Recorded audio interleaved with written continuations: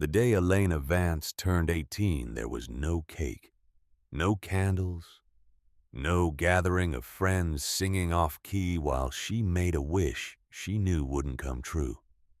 There was only the institutional gray of St. Catherine's Home for Girls, the same gray that had defined every birthday before it, and a thin manila envelope waiting on the corner of her metal-framed bed when she woke. October mornings in upstate New York carry a particular kind of cold, the kind that seeps through single-pane windows and settles into your bones. Elena sat on the edge of that narrow bed, the springs groaning beneath her slight weight, and stared at the envelope. Her name was typed across the front in impersonal black letters. Elena Vance. Release papers, she assumed. The state's official acknowledgement that she was no longer their problem. She had been at St. Catherine's for 18 years. Every single day of her conscious life. The pale green walls of her room. The scuffed linoleum floors. The distant clatter of breakfast trays in the common hall. These were the textures of her entire existence. She knew the exact number of ceiling tiles above her bed. 42. She had counted them 1,000 times on sleepless nights, tracing the water stains that spread across them like maps. To nowhere. The envelope felt heavier than it should.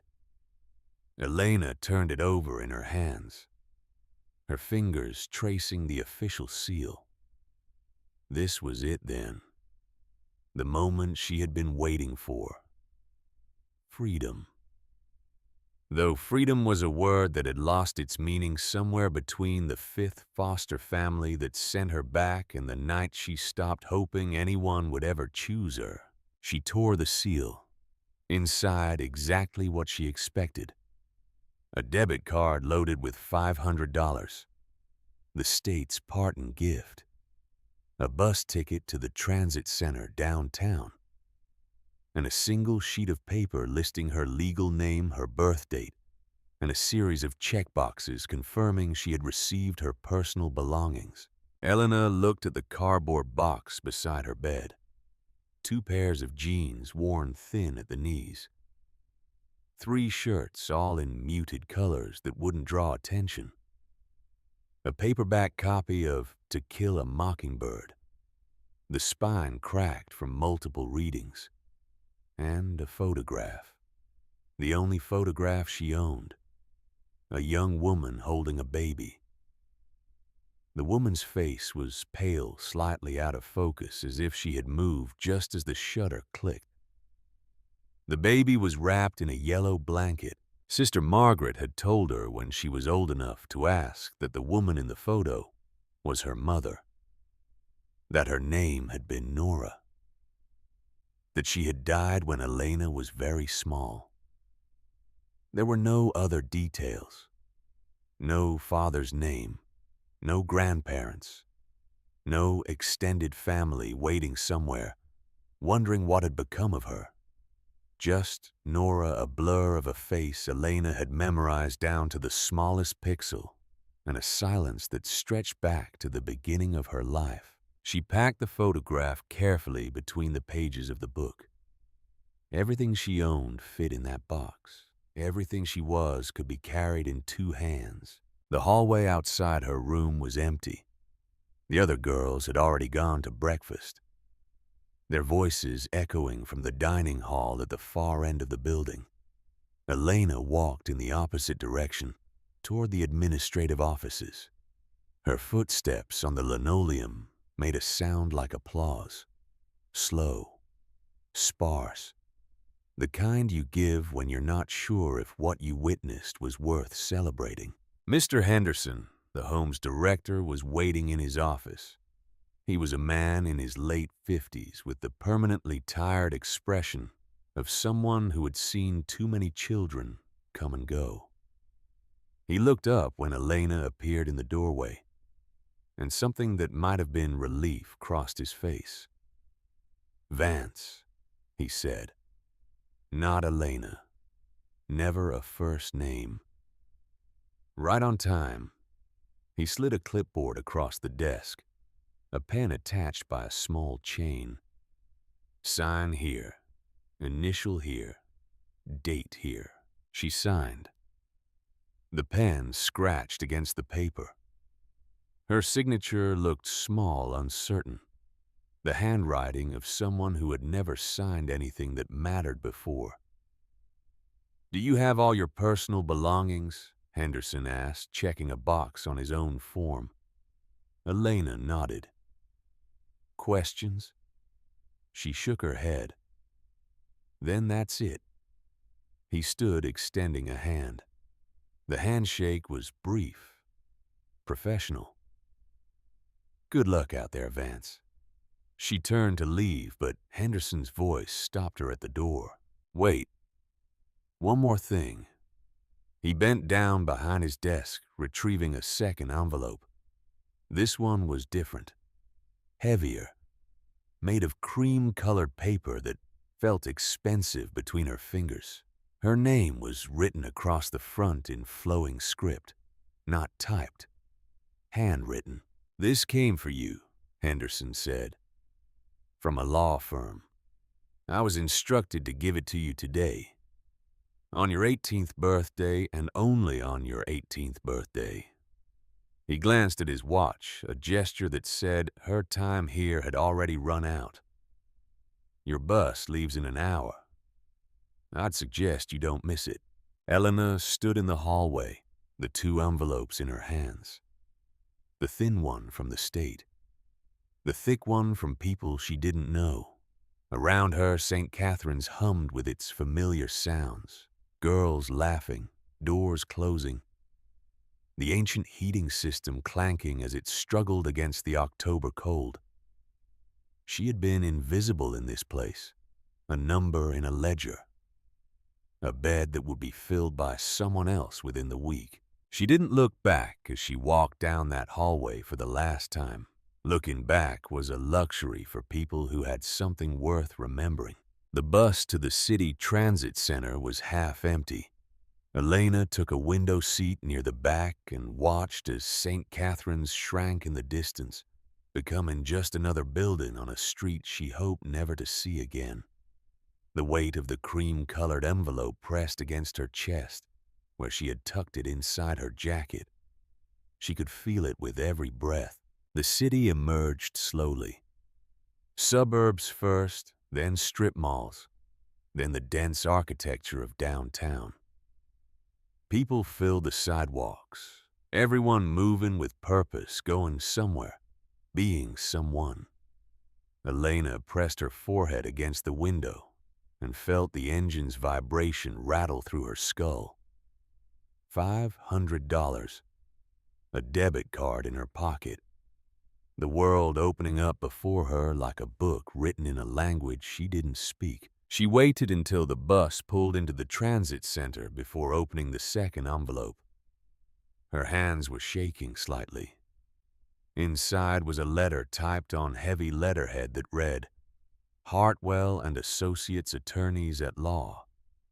And beneath the letter, something hard. She unfolded the paper carefully.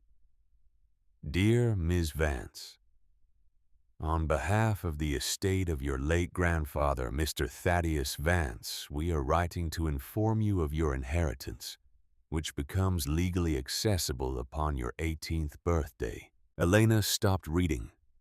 The words didn't make sense. Grandfather. She had no grandfather. The official story, the one Sister Margaret had recited in her careful, pitying voice, was that Elena had no one. That her mother, Nora, had died shortly after Elena was born. That there were no living relatives.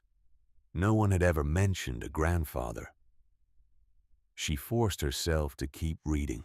"Your grandfather passed away in January of this year. He left specific instructions that you were to be contacted on this date, and no earlier. You are the sole beneficiary of his estate, which consists of a property located in Pine Haven, New York. The property includes 3 acres of land, a farmhouse, and what Mr. Vance referred to in his will as a secured private repository. Please be advised that the property carries significant tax liabilities and a lien held by Creston Development Corporation. Our firm is authorized to sell the property on your behalf and forward you the remaining balance after debts are settled. Current estimates suggest a net payment to you of approximately $4,000. Alternatively, you may choose to claim the property in person. Enclosed, please find a deed directions and a key. The choice, Ms. Vance, is entirely yours. Sincerely, Rebecca Heartfelt, Esquire. Taped to the bottom of the page was a key. Old iron, ornate. The kind of key that belonged in a fairy tale, not in the hands of an 18-year-old girl who had spent her entire life in an orphanage. Elena's breath came shallow. A grandfather, a house, a secured private repository. The words felt like fiction, like someone else's story that had been accidentally delivered to her by mistake. She read the letter 3 more times. The property address was there. Old Creek Road, Pine Haven. Population 847, according to the small notation in parentheses. She had never heard of Pine Haven, never known it existed. $4,000. That was the practical choice, the smart choice. Enough for a security deposit on a small apartment. A few months' rent. Time to find a job to disappear into the anonymous sprawl of the city. To be no one in a place where being no one was safe. But the key was cold and heavy in her palm. And there was a question beneath the lawyer's careful language. A question that had been waiting 18 years to be asked. Who was Thaddeus Vance? And why had he existed outside the silence that was supposed to be her entire history? The transit center's departure board flickered and updated. Buses to a dozen cities. A dozen possible futures. Elena found Pine Haven listed near the bottom. 1 bus daily. Departure at noon. 6-hour journey into the northern counties, into the part of the state where towns went to die. She bought a ticket. The cost took a significant portion of her $500, and she could almost hear Mr. Henderson's voice in her head telling her she was making a mistake, that she was a fool, that orphans didn't get to chase mysteries. They got to survive. But Elena was tired of surviving. For 18 years, survival had meant staying small, staying quiet, not hoping for too much. And it had gotten her exactly nowhere.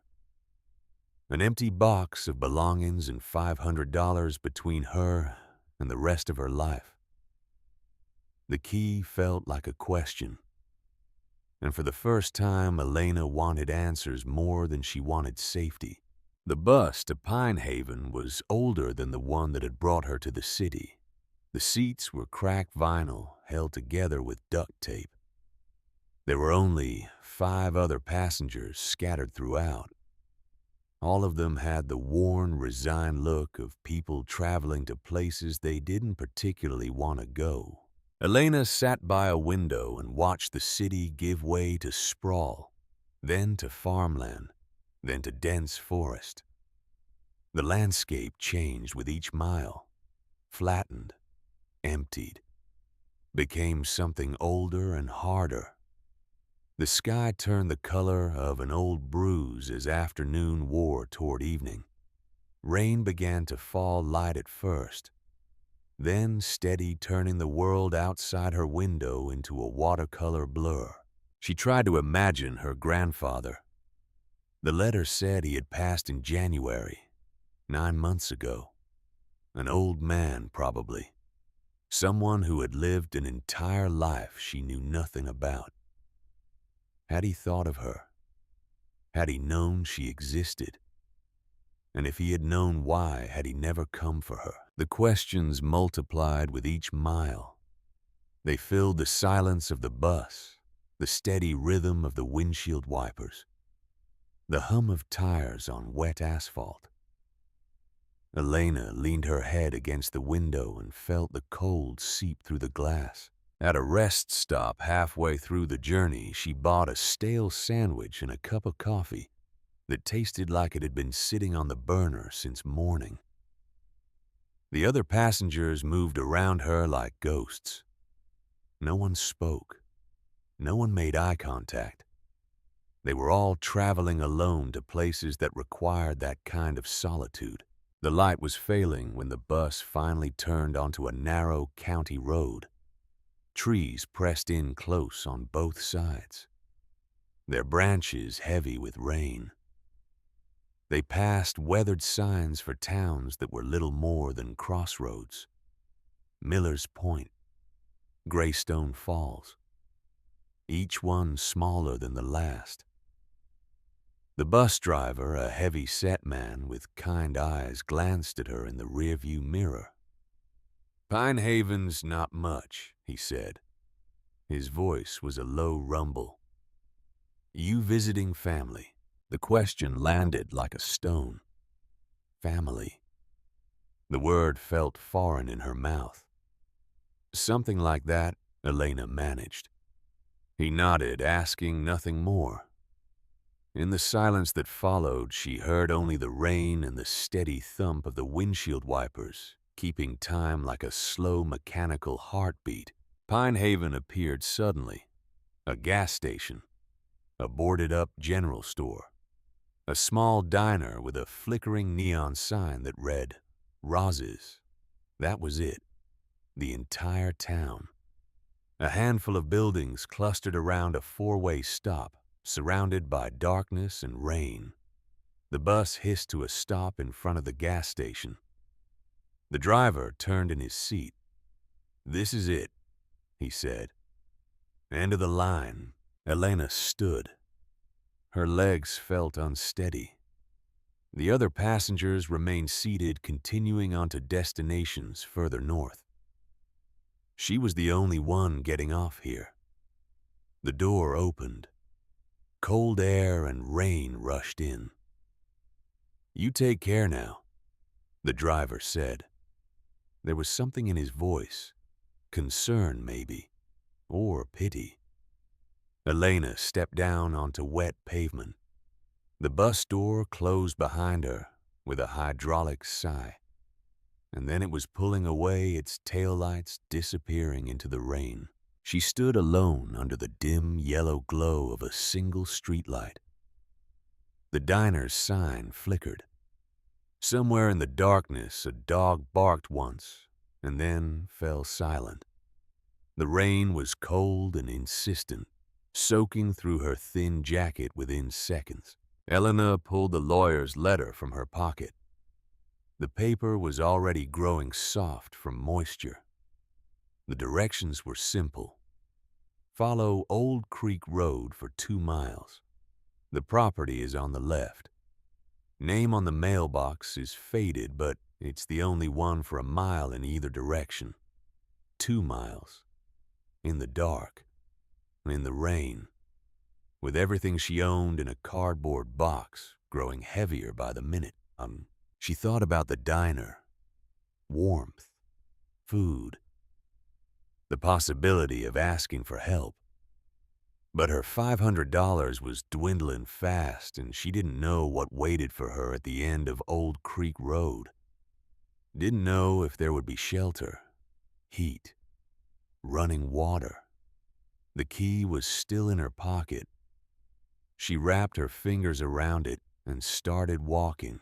Old Creek Road was barely more than a dirt track that branched off from the main intersection. Trees formed a canopy overhead, blocking out what little light remained in the sky.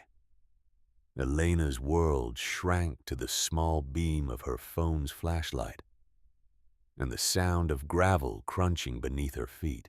Every shadow held a threat in her imagination. Every rustle in the underbrush made her jump.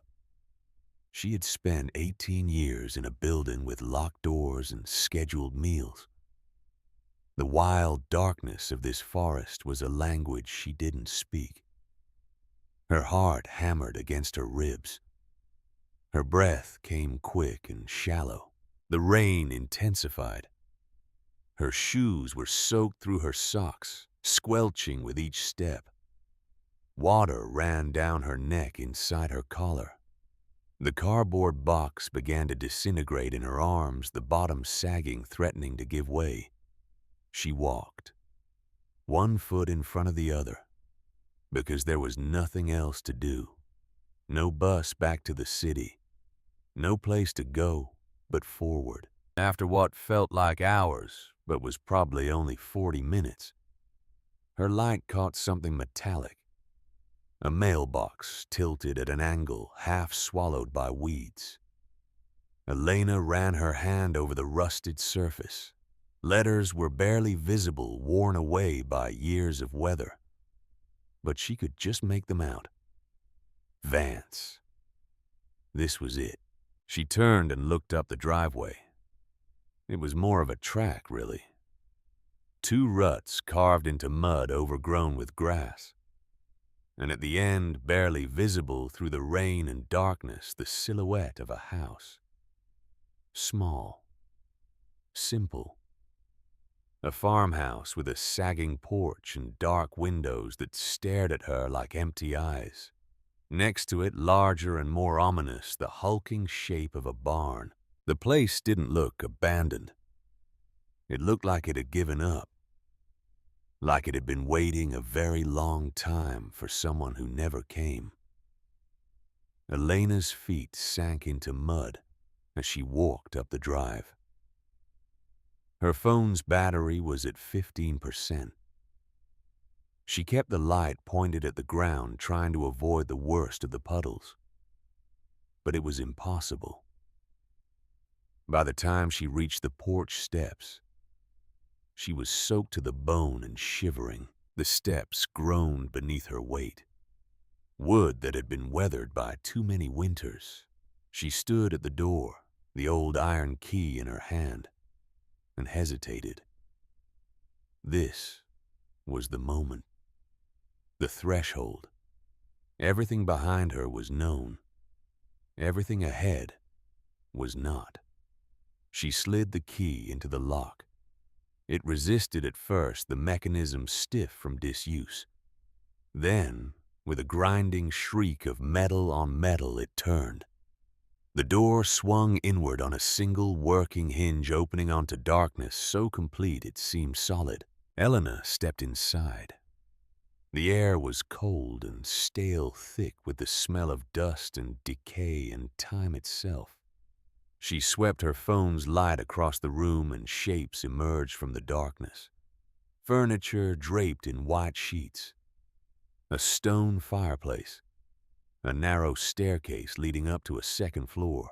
The beam of her light caught on something on the floor. Footprints in the dust. Old ones.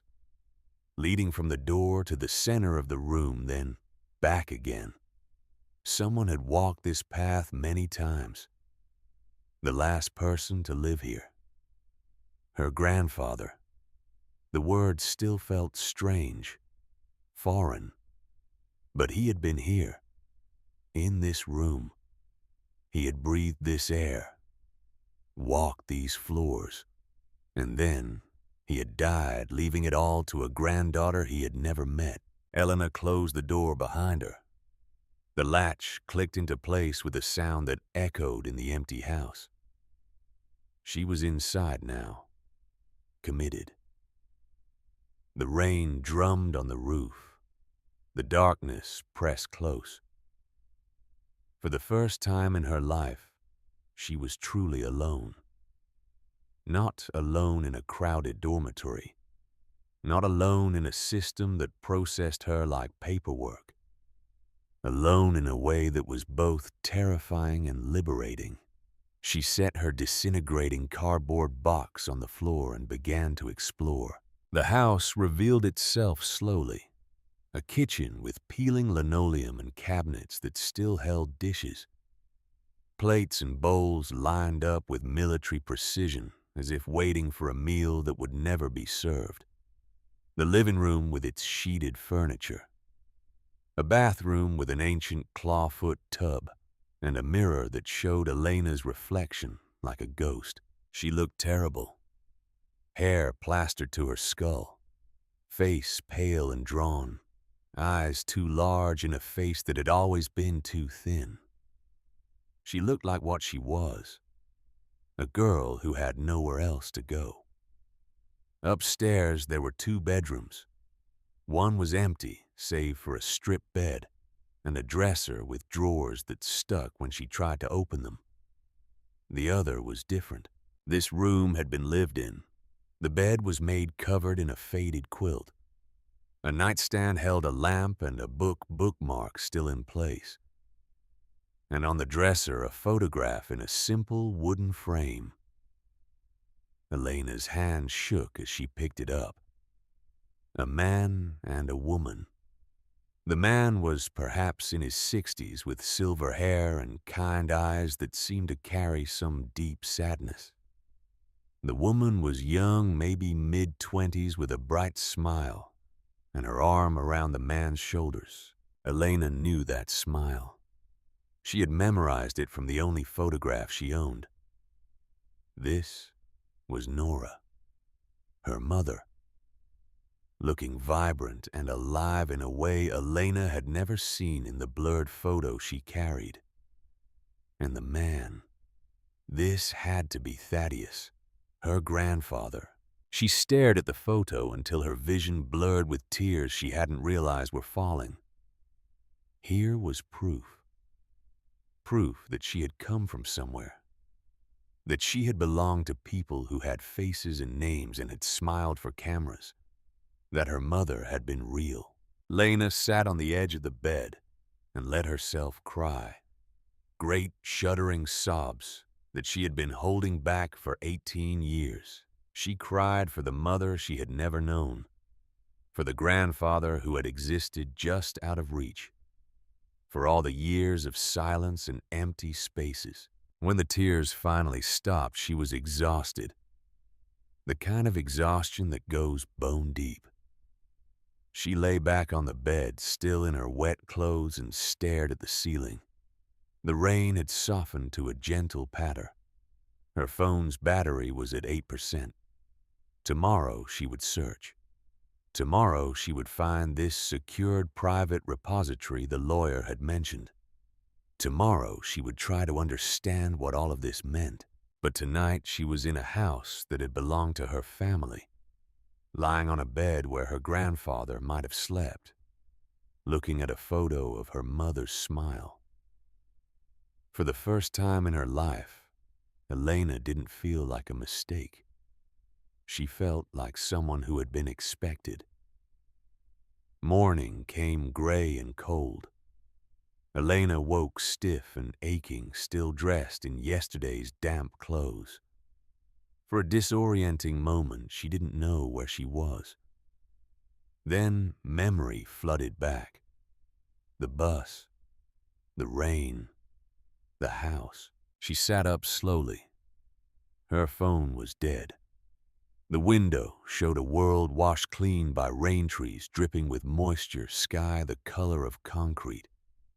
She could see the barn from here, its dark shape against the tree line.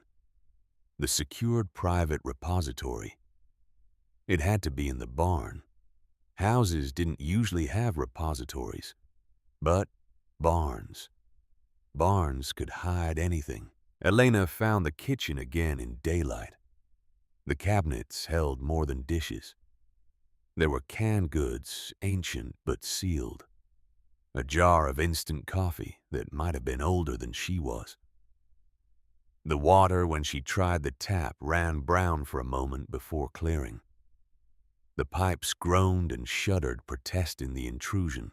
She made herself instant coffee with lukewarm water and stale crackers she found in a tin. It was the worst breakfast of her life. But it was breakfast in her own kitchen, in a house that belonged to her. That thought carried weight. she owned this. The deed was in her pocket, rain-wrinkled but legal. This property, with all its decay and mystery, was hers. The barn was larger up close than it had seemed in the darkness. The sliding door was stuck fast, the metal track rusted and choked with weeds. Elena put her shoulder to it and pushed. The door screamed in protest, but didn't budge. She tried again, and again. On the fourth attempt, something gave. The door moved an inch, then another. Finally, she had opened a gap just wide enough to squeeze through. The interior was cavernous and dim. Light filtered through gaps in the roof where shingles had blown away. Dust motes drifted in the beams like snow. The smell was overwhelming. Hay and rust and earth. Farm equipment lined the walls. A tractor with flat tires and a bird's nest built in the engine. Rusted tools hanging from hooks. Stacks of rotting wooden pallets. Everything was coated in years of accumulated grime. Elena began to search systematically, along the walls first, then through the debris. She moved aside old tires, lifted tarps that disintegrated at her touch. Checked behind every piece of equipment, large enough to hide something. 2 hours passed. She found nothing. The disappointment was crushing. She had been so certain. The lawyer's letter had been so specific. A secured private repository. Where else could it be? She stood in the center of the barn, turning slowly, trying to see what she had missed. The floor was dirt in most places, but in the far corner, partially hidden behind a stack of old tires, there was a section that looked different. Newer concrete, smoother. A patch about 6 feet square. Elena's heart began to race. She dragged the tires aside, her hands scraping against rough rubber.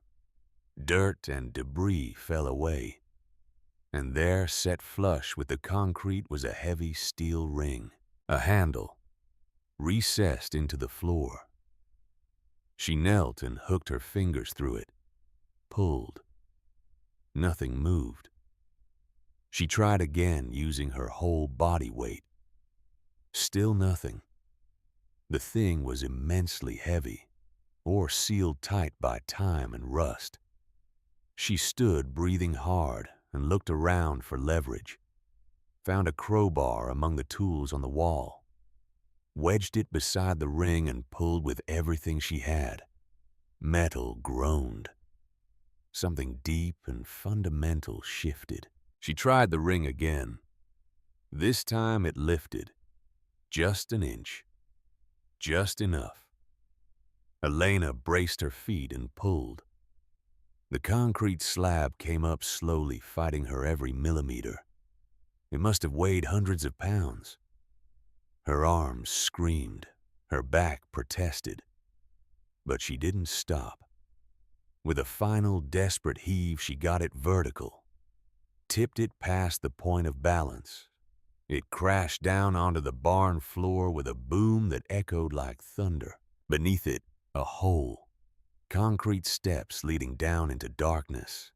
Elena's breath came in ragged gasps. She stood at the edge and looked down. Cold air rose up to meet her, dry and metallic. The air of a sealed space.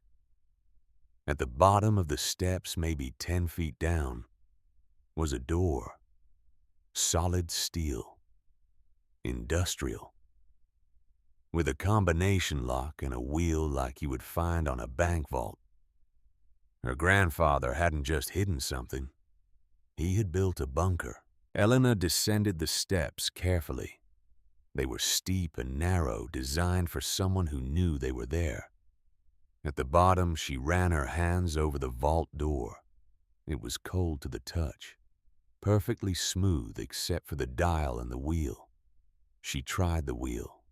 It wouldn't turn. locked. The combination. She needed the combination. Her mind raced.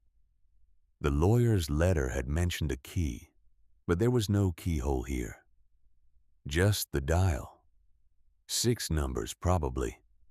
That was standard for these old vault locks. 6 numbers. She had nothing, no clue. No. Wait. The kitchen. Yesterday in the drawer. A note with numbers. She had assumed it was an old phone number or account information. But what if it wasn't? Lena climbed back up the steps, her legs shaking with exhaustion and adrenaline, ran across the yard to the house, burst into the kitchen and yanked open the drawer where she had seen the note. There.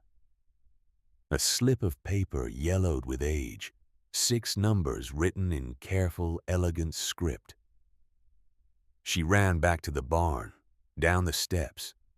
Her hands were shaking so badly, she could barely read the numbers in the dim light. The dial was stiff. It took all her strength to turn it, right to the first number.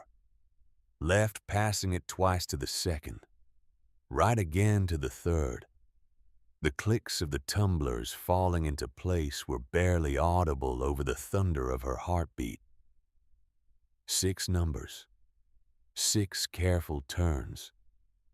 And then, holding her breath, she grabbed the wheel and turned it counterclockwise. For a long moment, nothing happened. Elena's heart sank. Wrong combination. Or the mechanism was frozen after years of disuse.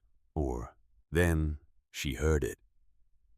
A deep, resonant thunk. Metal sliding against metal somewhere inside the door. She pulled the handle. The door was incredibly heavy, but it moved, swung outward on perfectly balanced hinges with barely a whisper. A gust of cool, preserved air rushed out. Elena stepped through. The vault was a room, maybe 10 feet by 10 feet. Concrete walls. A single light bulb hung from the ceiling, and along the walls, stacked with meticulous care, were cardboard boxes. Dozens of them, each one labeled in that same elegant script she had seen on the combination note. This wasn't a treasure vault. It was an archive. Lena found a light switch on the wall and flipped it, not really expecting it to work. But it did. The bulb flickered to life, casting harsh yellow light over everything. The boxes were labeled with dates and categories. Town records 1987 to 1990. Financial documents. Legal correspondence. Creston Development Corporation. That last name appeared on multiple boxes. Against the far wall sat a small wooden table. On it, an old cassette player. Next to it, a metal lockbox. And beside that, a letter, addressed in that same careful hand. To Elena on your 18th birthday. Her fingers trembled as she picked it up. The paper was thick, expensive. The ink had not faded. She unfolded it carefully.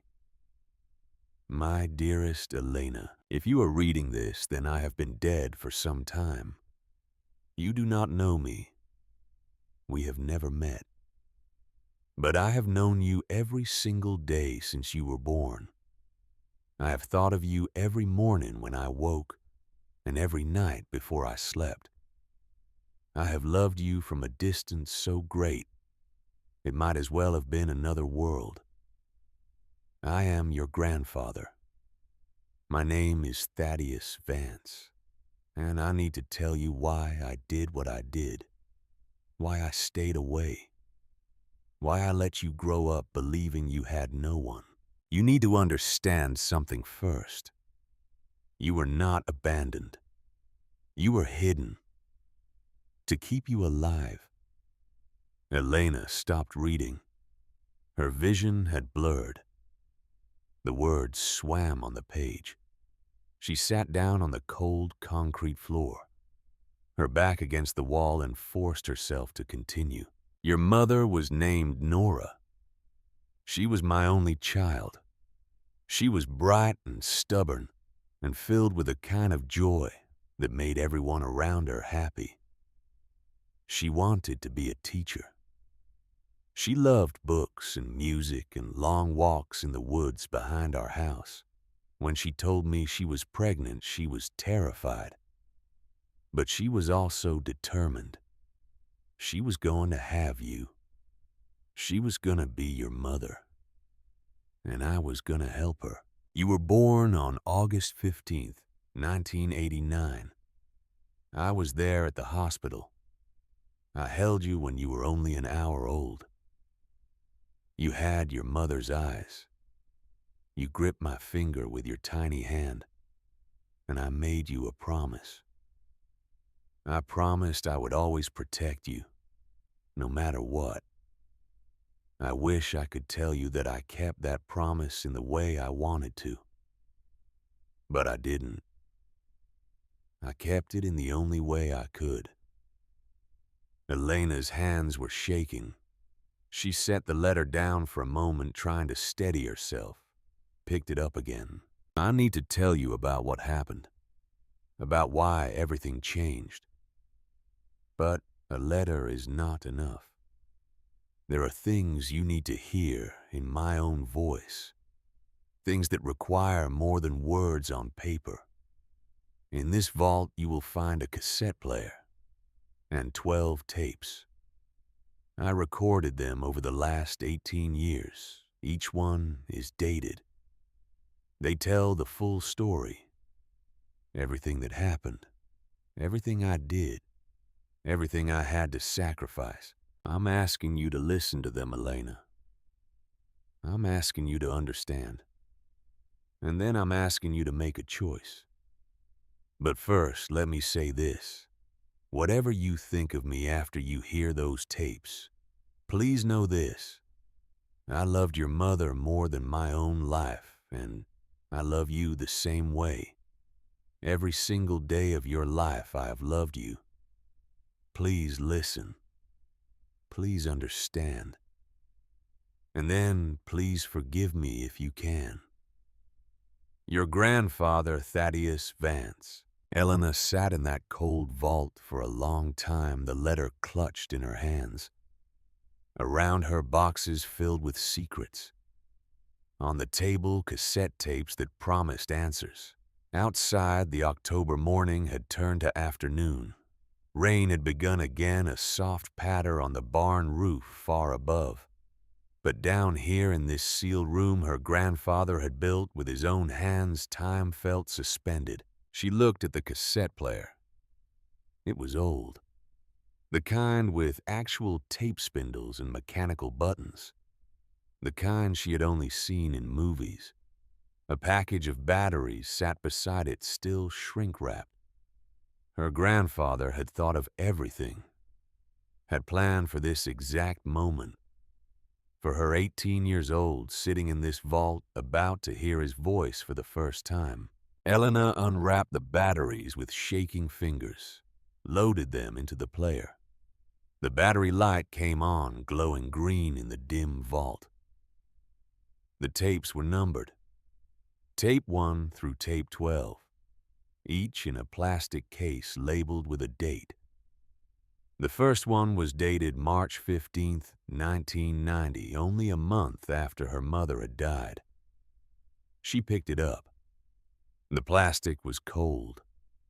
The tape inside looked ancient. The brown ribbon wound tight on its spindles. This was it. The moment everything would change. She could feel it the way you feel a storm coming. Some fundamental shift in the air. Elena slid the tape into the player. The mechanism accepted it with a soft click. She hesitated, her finger hovering over the play button. What if the tape was blank? What if 18 years had degraded it beyond recovery?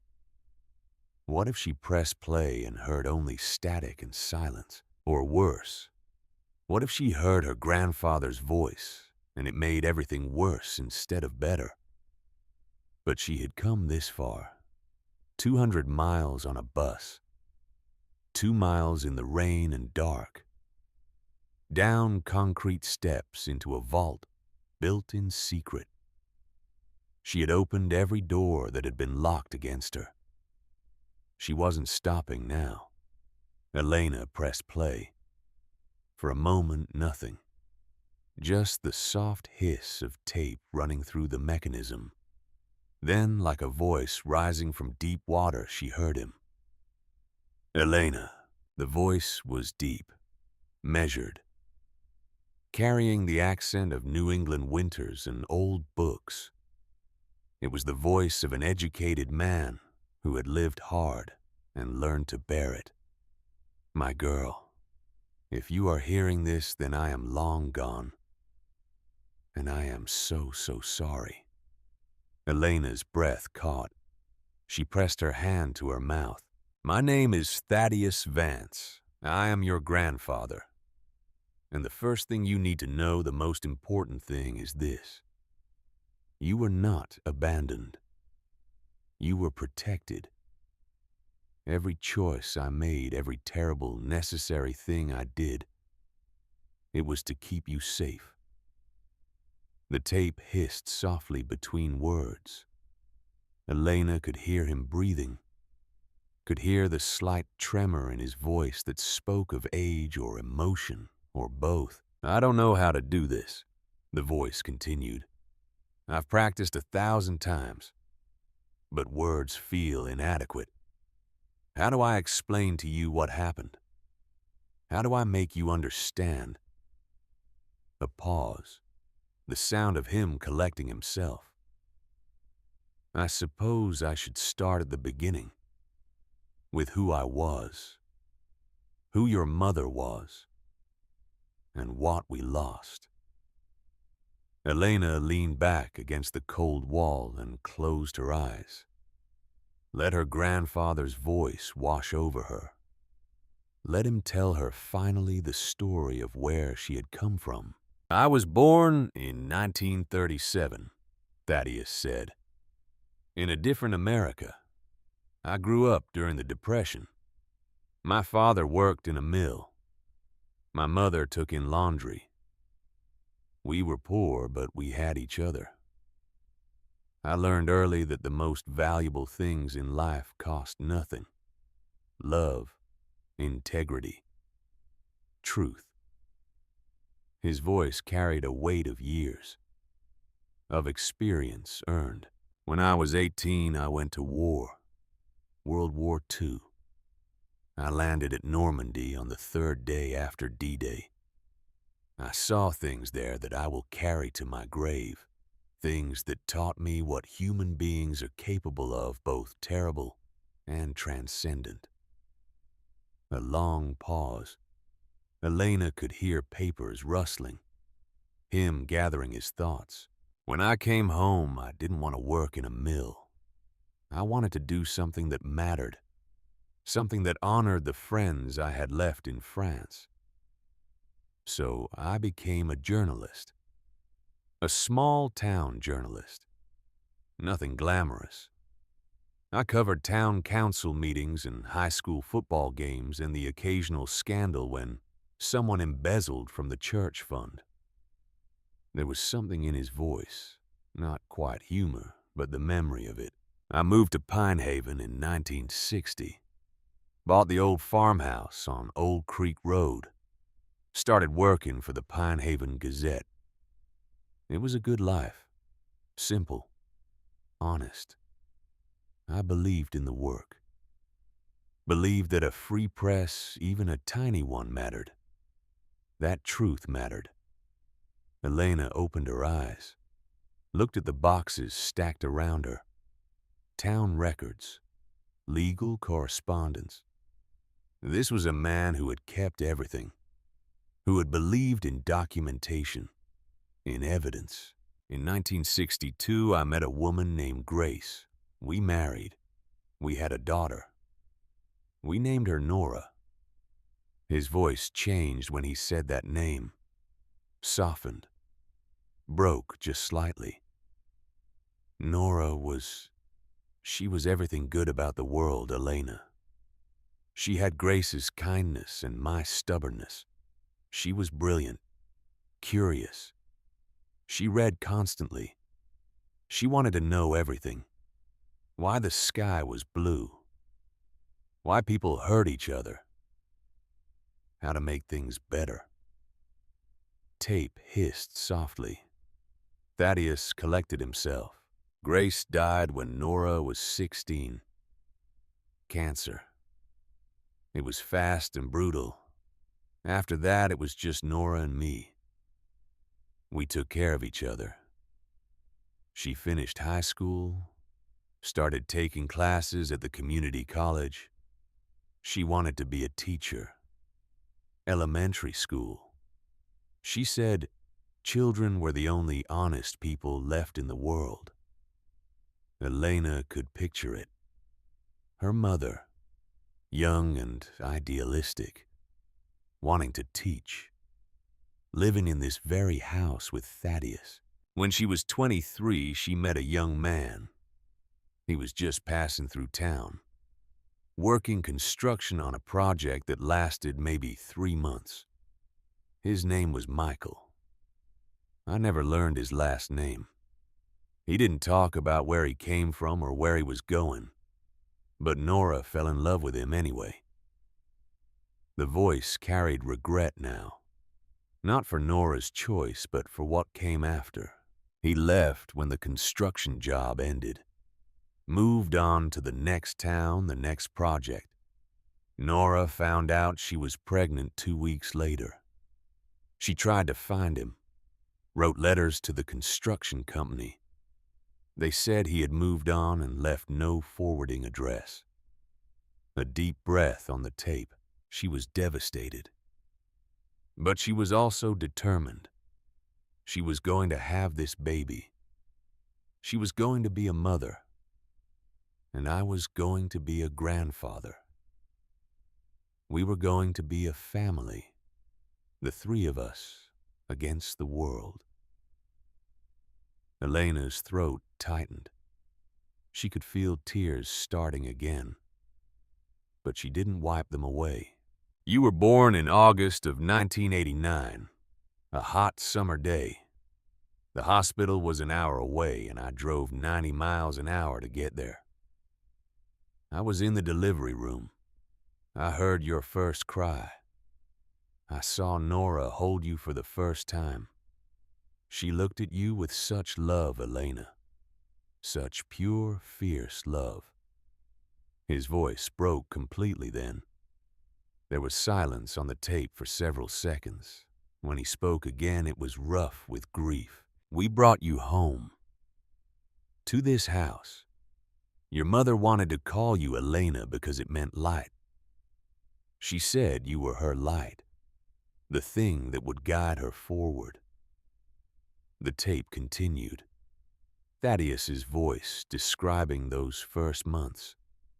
The joy of having a grandchild. Nora learning to be a mother.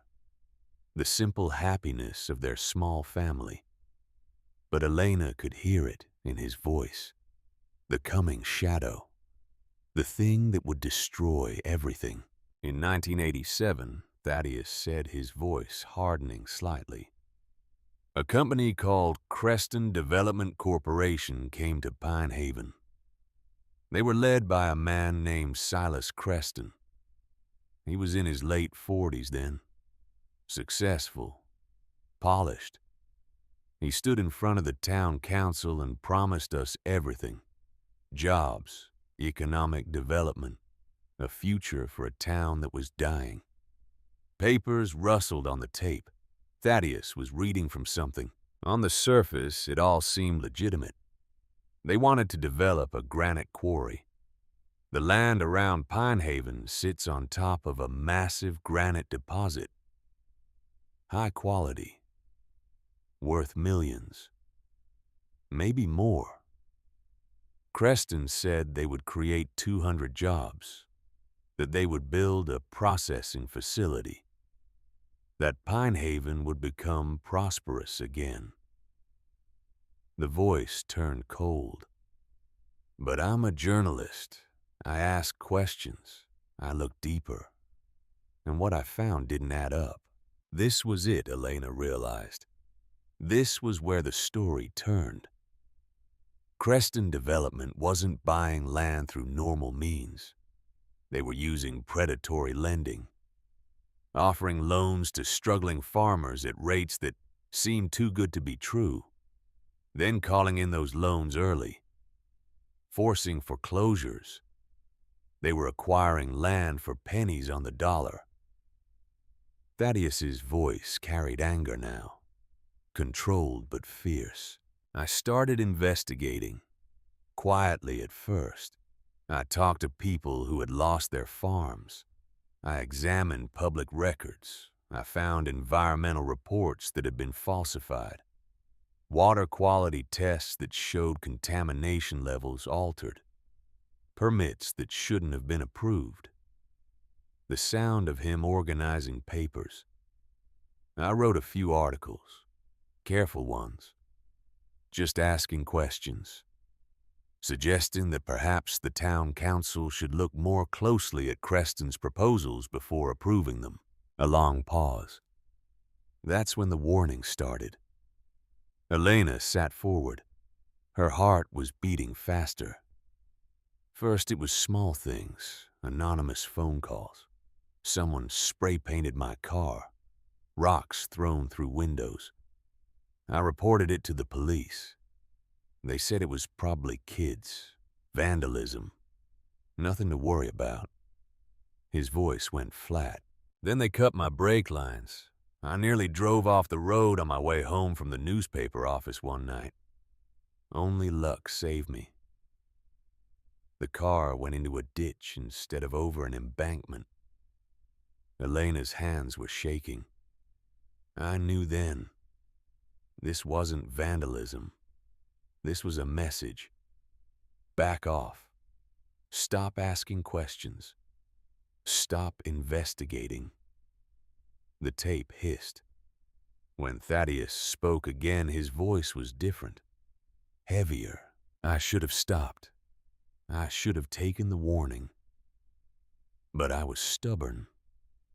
I believed that truth mattered more than my safety, that a journalist's duty was to expose corruption, no matter the cost. He paused. I was wrong. Not about truth mattering, but about the cost, because the cost wasn't mine to pay. Elena closed her eyes. She knew what was coming. Your mother was living with me, helping take care of you, working part-time at the diner in town. She was 24 years old. You were 6 months old. It was February, cold.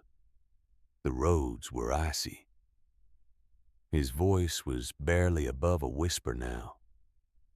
She went to visit a friend one evening, just a few miles outside of town. She left you with me. You were sleeping. She kissed you goodbye and said she'd be home before midnight. Silence. Just the sound of the tape running. At 11:30, the police called. There had been an accident.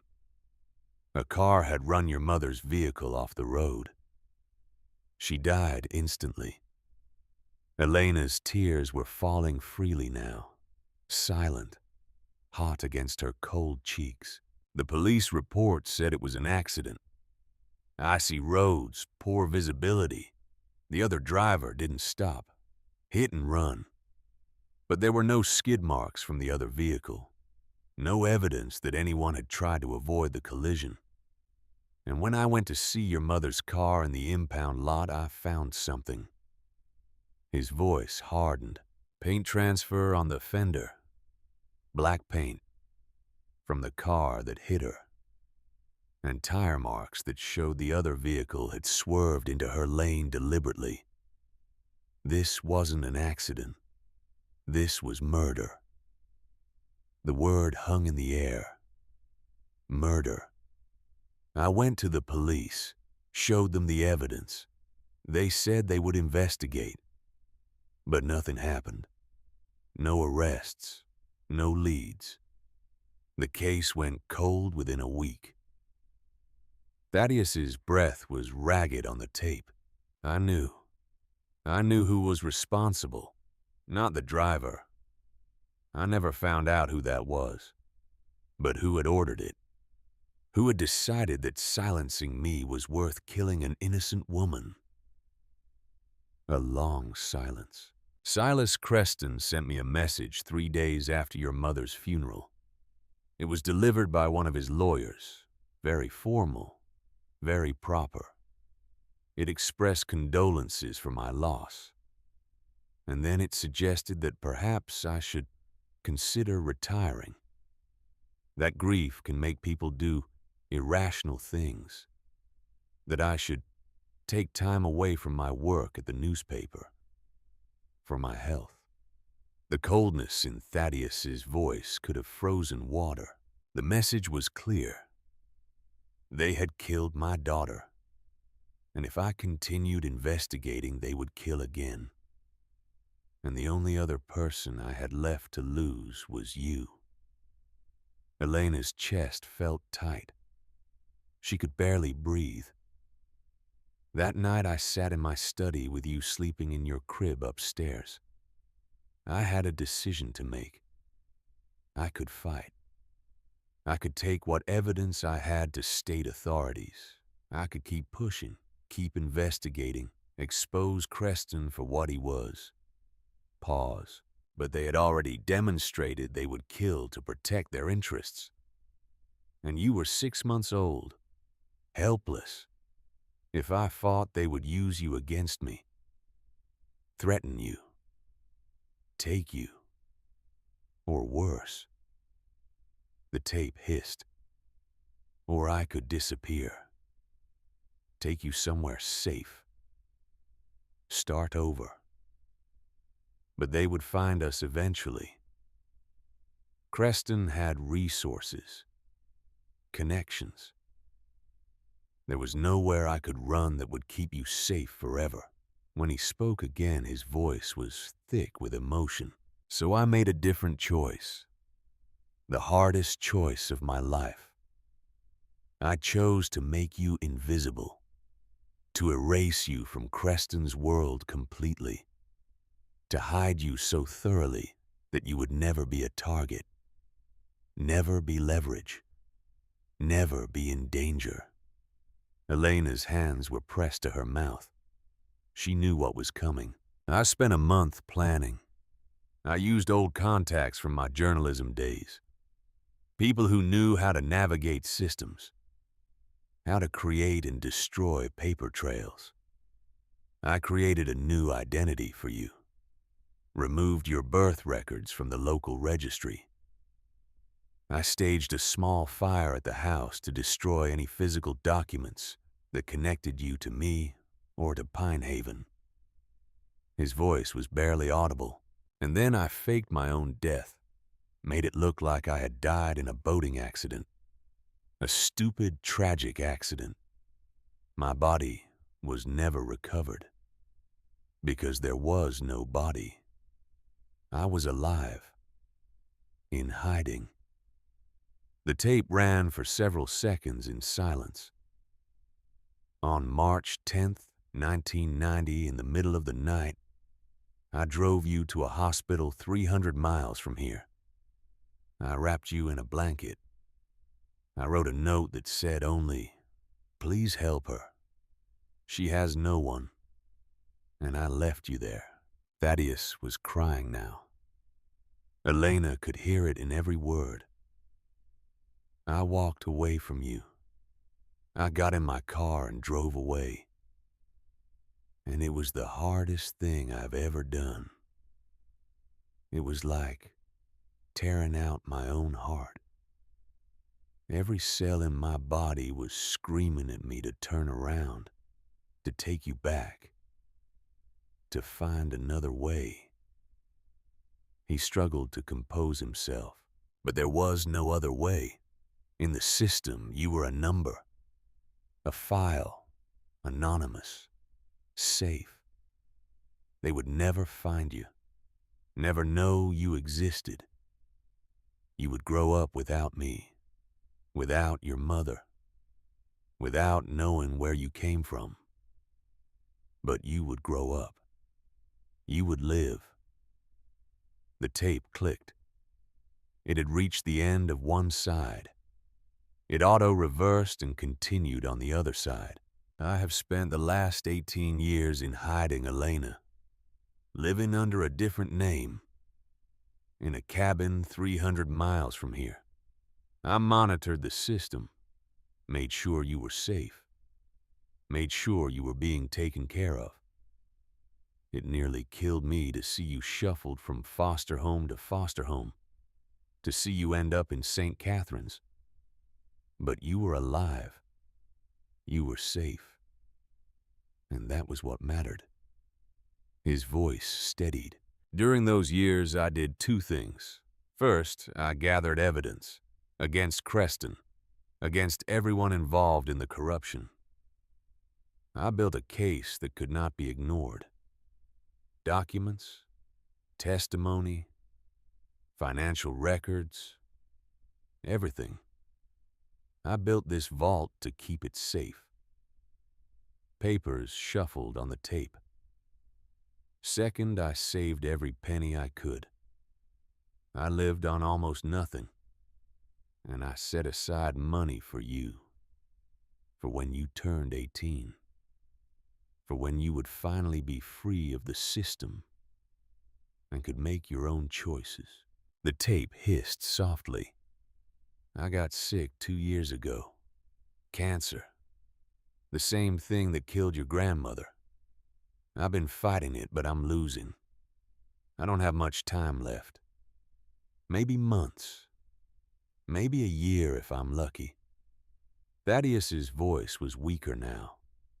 I won't live to see you turn 18. I won't be there to guide you, to help you. So I'm leaving you this. These tapes.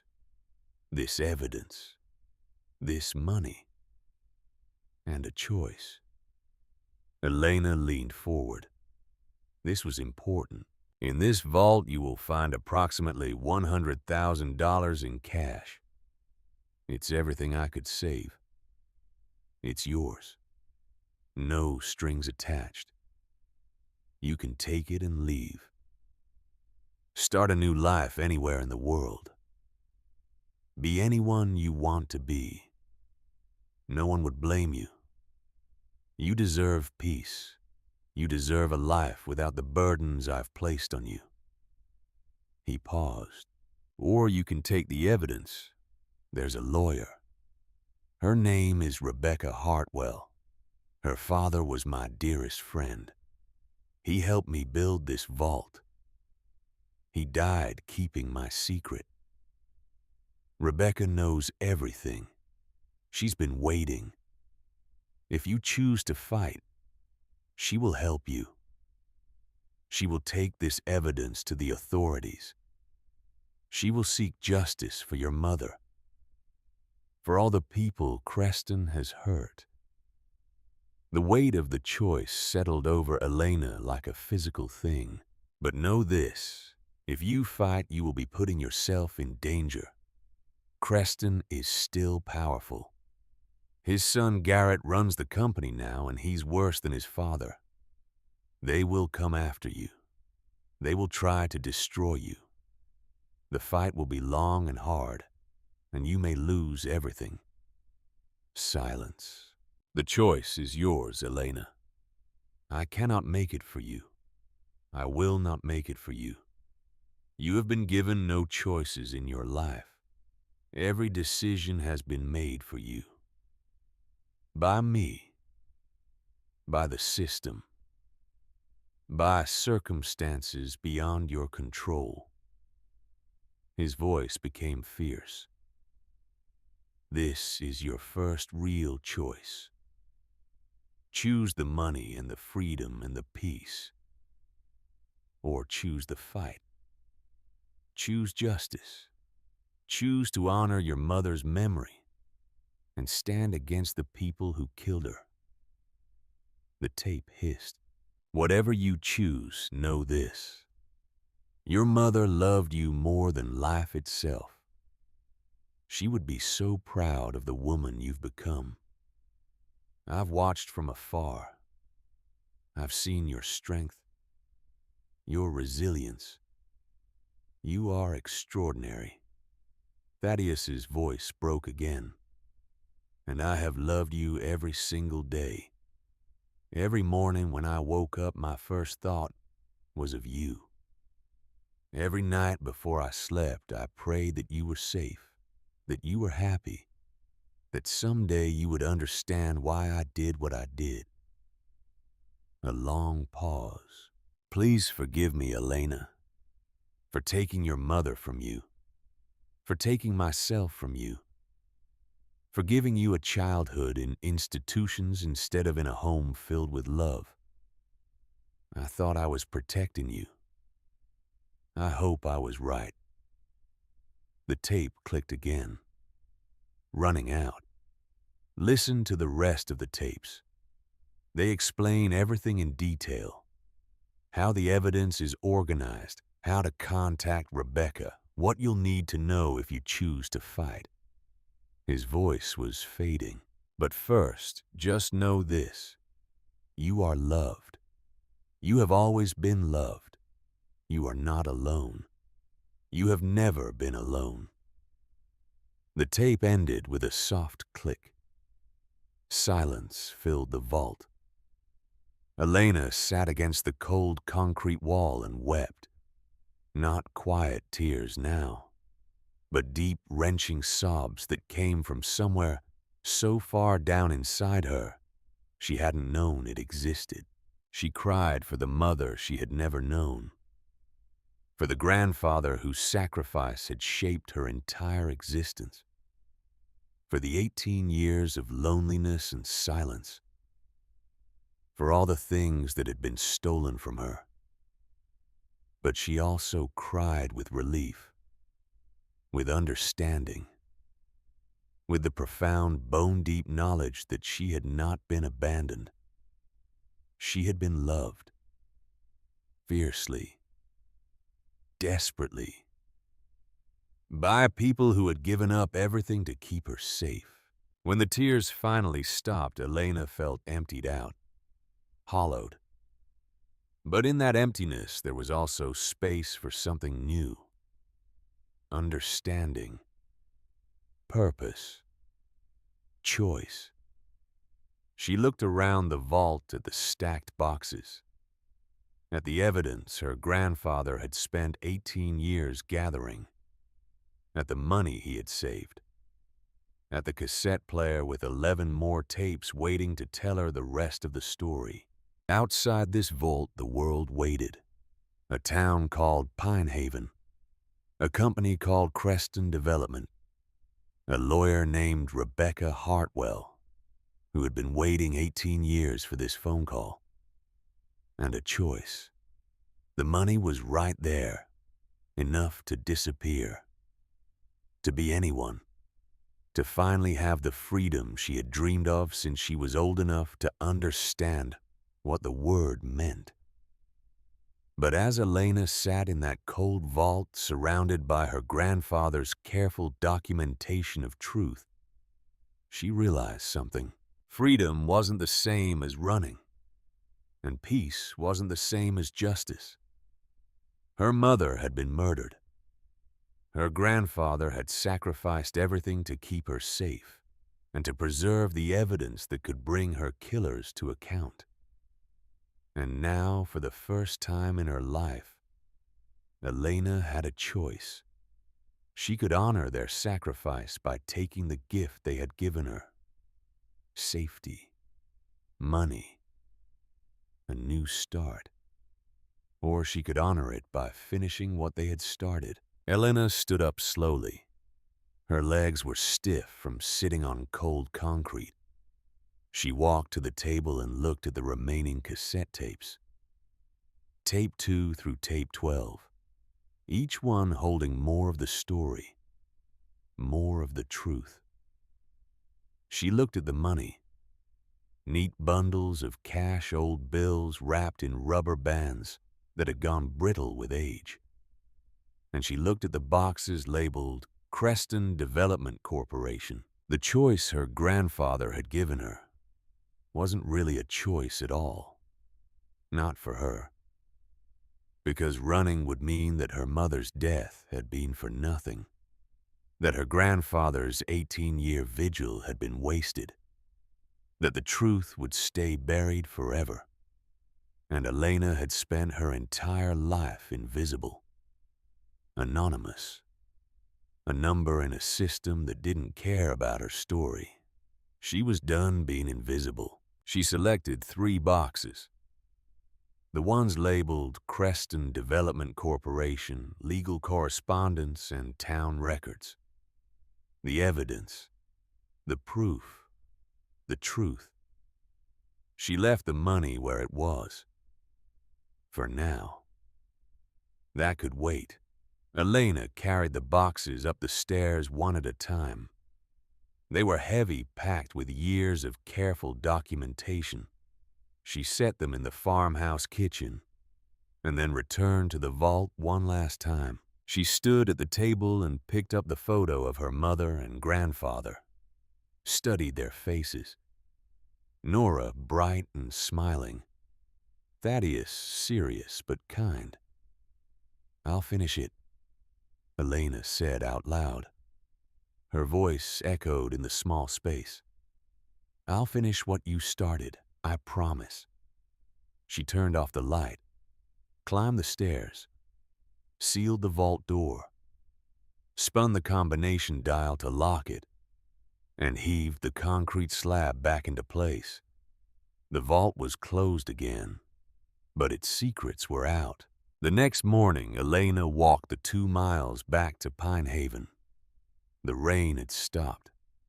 The October sun was weak but present, casting long shadows across Old Creek Road. Her phone was charged. She had found an outlet in the farmhouse that still worked, and she had slept a few hours on her grandfather's bed. In the pocket of her jacket was a piece of paper with a phone number. Rebecca Hartwell's direct line. In Pine Haven, she found a payphone outside the gas station. 1 bar of service. She fed quarters into the slot and dialed. The phone rang 3 times. Then a woman's voice answered. Professional. Calm. Hartwell and Associates. Elena took a breath. "My name is Elena Vance," she said. Her voice was steady, stronger than she expected. "I'm calling about the estate of my grandfather, Thaddeus Vance." There was a pause on the other end of the line, a silence that felt charged, weighted with years of waiting. "Ms. Vance," the woman said, and her professional tone softened into something else, something like relief. "We've been expecting your call." "I'm not selling the property," Elena said. She looked back down the road toward the farmhouse, toward the barn and the vault beneath it. "I'm staying, and I have what he left me, all of it." Another pause. Then Rebecca Hartwell's voice, now warm with emotion, Elena didn't yet understand. "Then we have a great deal to talk about. When can you come to my office?" Elena smiled. It was a small smile, uncertain, but real. "I'll be there tomorrow," she said. "And Ms. Hartwell, thank you for waiting." "I made a promise to your grandfather," Rebecca said quietly, To him and to my father, I always keep my promises. Elena hung up the phone and stood for a moment in the weak October sunlight. Around her, Pine Haven was waking up, smoke rising from chimneys. A few cars moving slowly down the main road. The diner's neon sign flickering to life. This was her town now. Her inheritance. Not just the farmhouse and the land, but the truth, the responsibility, the fight. She thought about her grandfather's voice on that first tape. The weight of his sacrifice. The fierce love that had driven him to give up everything. She thought about her mother, Nora, who had wanted to teach children because they were the only honest people left in the world. And she thought about herself, Elena Vance, 18 years old, standing at the beginning of a story that had been written long before she was born. A story she was now choosing to finish. The choice had been made, not for money, not for safety, not even for justice, though that was part of it. She was doing this because it was right, because truth mattered, because her family had believed in something worth fighting for, and because, for the first time in her life, Elena Vance knew exactly who she was. Rebecca Hartwell's office was in a town 40 miles south of Pine Haven, a place called Millerton that had managed to survive when so many others hadn't. The buildings were old, but maintained. The main street had actual businesses, a hardware store, a bookshop, a cafe where people gathered. Elena took a bus there the morning after her phone call. She carried one of the boxes from the vault, the one labeled Creston Development Corporation. The evidence was heavy in her arms, but she held it carefully like something sacred. The law office was on the second floor of a brick building that had probably been there since before the Depression. A brass plaque beside the door read, "Hartwell and Associates" in elegant script. Elena climbed the narrow stairs, her footsteps echoing in the quiet hallway. The woman who answered her knock was in her early 60s with steel gray hair pulled back in a simple knot. She wore a cardigan over a white blouse, reading glasses on a chain around her neck. Her eyes were sharp and kind in equal measure. "Elena," she said. Not Ms. Vance, just Elena. Like they had known each other for years. "Come in, please." The office was lined with bookshelves. Legal texts mostly, but also novels and history books. A large oak desk sat by the window, covered in organized stacks of files. Everything about the space spoke of competence and care. Rebecca gestured to a chair, and then did something unexpected. She came around the desk and pulled Elena into a brief, firm embrace. "I'm so glad you called," she said quietly. "I've been waiting 18 years for this." Elena set the box down carefully. "The letter said your father helped build the vault." Rebecca nodded. She moved to a filing cabinet and pulled out a folder, opened it on the desk between them. Inside were photographs. 2 men standing beside a concrete mixer. One was Thaddeus, younger than in the photo Elena had found. The other was a man in his 50s with kind eyes and work-worn hands. "Thomas Hartwell," Rebecca said. "My father. He and Thaddeus served together in the war. They landed on the same beach on D-Day. Dad always said they survived because they took care of each other. That bond never broke." She touched the photograph lightly. "When Thaddeus needed help after your mother died, Dad was the first person he called. They built that vault together. Spent 6 months digging it out by hand, pouring concrete, installing the door. Dad never told me what was in it, just that it was important, that someday someone would need it. When did your father die? Elena asked quietly. 2 months after the vault was finished. Heart attack. He was only 58.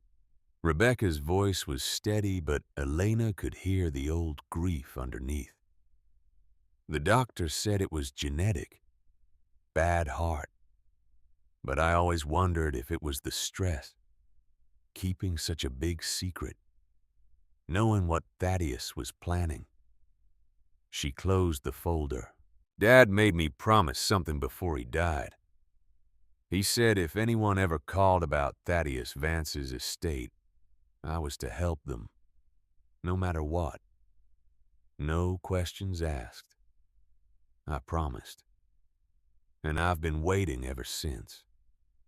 Elena looked at this woman who had carried a promise for 18 years, who had inherited a burden from her own father and borne it faithfully. I want to fight, Elena said. I want to use the evidence. I want justice for my mother. Rebecca studied her for a long moment. Then she nodded. Then we have work to do. But first, I need you to understand what you're getting into. Silas Creston is 68 years old now, semi-retired. But his son Garrett runs Creston Development, and Garrett is more ruthless than his father ever was. They're still powerful, still connected. They won't go quietly. I know. The legal process will be slow. Years, probably. They'll fight every step. They'll use the law to bury us in motions and delays. They'll try to exhaust your resources and break your will. Elena thought of St. Catherine's, of 18 years in a place where every day was the same, where hope was a luxury you couldn't afford. I'm used to waiting, she said, and I have nothing left to lose. Rebecca's expression softened. You're Thaddeus's granddaughter, all right? That's exactly what he would have said. She pulled out a legal pad. Let's start with what you found in the vault. They spent 2 hours going through the box. Rebecca examined documents with the practiced eye of someone who had spent decades reading legal language. She made notes, asked questions, organized materials into categories. This is substantial, she said finally. Thaddeus built a solid case, internal memos, financial records, testimony from people who witnessed the corruption. But it's all 18 years old. Does that matter? For some of it, yes. Statute of limitations on certain crimes. But not for everything. And if we can find current violations, current witnesses, we can build a new case that incorporates this historical evidence. She tapped the documents. This gives us a pattern, a history. It shows this wasn't a one-time mistake. It was systematic. Elena leaned forward. What do we do first? We approach the state attorney general quietly. Present what we have. See if they're willing to open an investigation. Rebecca's expression was serious. But Elena, you need to understand. Going after Creston means going after some very powerful people. Politicians they've funded. Officials they've appointed. It's not just one company. It's a whole network. My grandfather knew that. He still left me the evidence. He also left you money, enough to start over somewhere safe. Elena shook her head. I didn't come here for money. Rebecca smiled. It was a small smile, but genuine. No, you came here because you're Nora's daughter. She was stubborn, too. Once she decided something was right, nothing could change her mind. You knew my mother. Not well. I was already living in Millerton by then, working at a firm in the city. But I came home for holidays. Your mother waitressed at the diner in Pinehaven. She was bright, kind. Everyone liked her. Rebecca paused. I remember when she got pregnant. Some people in town gossiped, but your mother didn't care. She said you were the best thing that ever happened to her. Elena's throat tightened. I wish I could remember her. Maybe that's a blessing.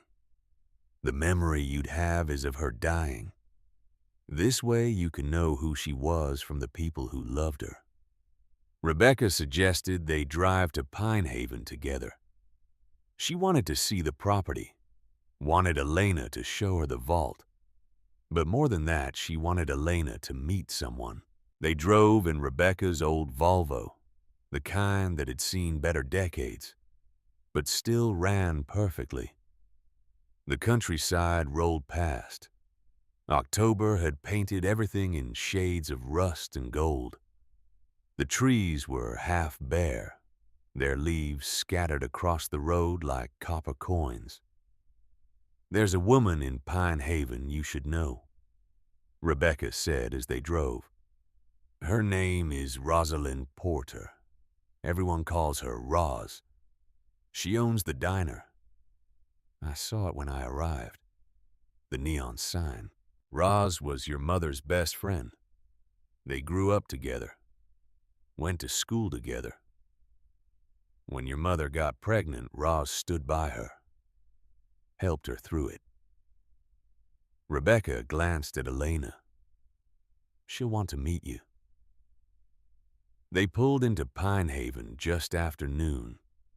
The town looked different in daylight. Still small, still fading, but not quite as desolate as it had seemed in the rain and dark. Roz's diner was a low building with large windows and that flickering neon sign. Inside it smelled like coffee and bacon grease and pie. There were maybe a dozen tables, half of them occupied. Locals looked up when the door chimed, studied Elena with open curiosity, then returned to their meals. A woman emerged from the kitchen. She was in her late 50s with graying brown hair pulled back in a ponytail, and the competent efficiency of someone who had been running a restaurant for decades. She wore jeans and a white apron, stained with what might have been cherry pie filling. She saw Rebecca first, smiled. Then her gaze shifted to Elena, and she went absolutely still. Her hand came up slowly to her mouth. "Oh my God," she whispered. "You look just like her." Roz came around the counter without saying another word and pulled Elena into a fierce hug. She smelled like coffee and cinnamon and something else Elena couldn't name. Safety, maybe, or home. "Nora's girl," Roz said. Her voice was thick. We all thought you were dead. Thaddeus told everyone you died with your mother. That's what the official report said. He was protecting me," Elena said quietly. Roz pulled back, her eyes red. "From Creston." It wasn't a question. Elena nodded. Roz's expression hardened. "Then he did the right thing. Come sit, both of you. Let me get coffee and we'll talk." They took a corner booth. Roz brought coffee in thick white mugs and a plate of apple pie that was still warm from the oven. She slid into the booth across from them and just stared at Elena for a long moment. "I can't believe you're here. I can't believe you're real." "Tell me about my mother," Elena said. "Please." And Roz did. For the next hour, sitting in that booth while the lunch crowd thinned and then disappeared, she told stories about Nora in high school, about her dreams of teaching, about the summer she fell in love with a man who was just passing through. She was so happy when she found out she was pregnant, Roz said. Some people thought she'd be devastated, but she wasn't.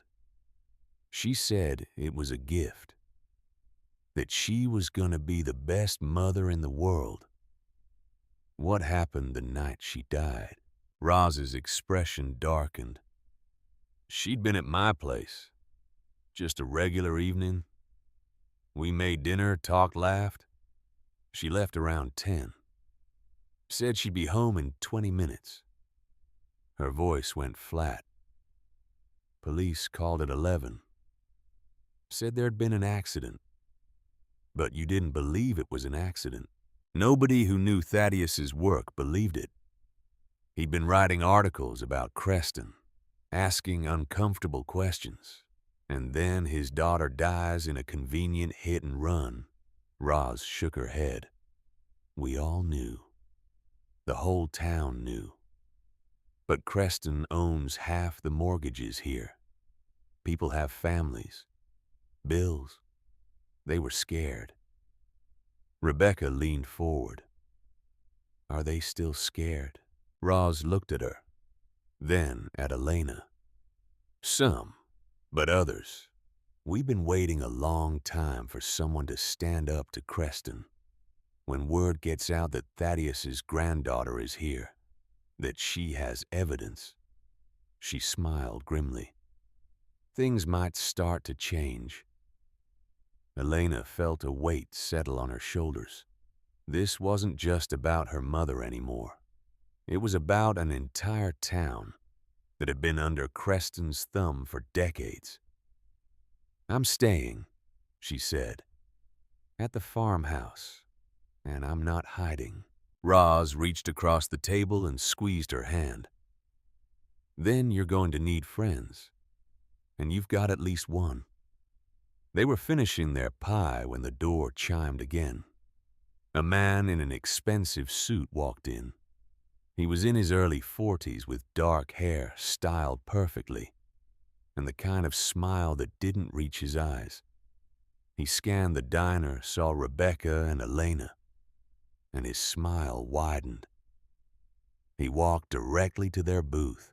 Rebecca Hartwell, he said smoothly. I heard you were in town, and this must be Elena Vance. Elena felt Rebecca tense beside her. The man extended a hand. Garrett Creston. I wanted to introduce myself and see if we might have a conversation. Elena didn't take his hand. After a moment, Garrett withdrew it, his smile never wavering. I understand there's been some confusion about your grandfather's property, he said. I wanted to assure you that Creston Development has no interest in making things difficult. In fact, I'd like to make you an offer. $75,000 for the property. Cash. You could start fresh anywhere you want. The property's not for sale, Elena said. Garrett's smile tightened just slightly. I admire loyalty to family, but that property has significant debts attached. The lien alone is substantial. You're 18 years old. Do you really want to take on that kind of burden? Rebecca spoke before Elena could. Mr. Creston, Ms. Vance, has legal representation now. If you have business to discuss, you can contact my office. Garrett shifted his attention to Rebecca. Of course. Professional courtesy. I respect that. He pulled a business card from his jacket and placed it on the table. When you're ready to be reasonable, you know how to reach me. He turned to leave, then paused. Looked back at Elena. The smile was gone now. I knew your mother, by the way, Nora. Sweet girl. What happened to her was tragic. Accidents happen on these rural roads, especially in winter. They can happen any time, really. The threat was barely veiled.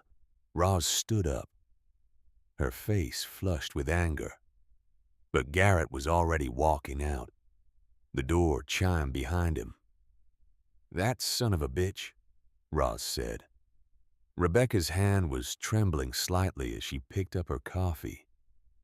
"He knows you're here, and he knows you're not selling." Elena watched through the window as Garrett climbed into a black Mercedes and drove away. Her heart was pounding, but her voice was steady. "Good. Let him know. I'm not hiding." The farmhouse felt different when Elena returned to it that evening. Less like a relic and more like a possibility. Rebecca had helped her go through the basics. The electricity worked in most rooms. The water ran, though it needed time to clear the rust. The furnace was old, but functional. "You'll need supplies," Rebecca had said, "and repairs. Use some of the money from the vault."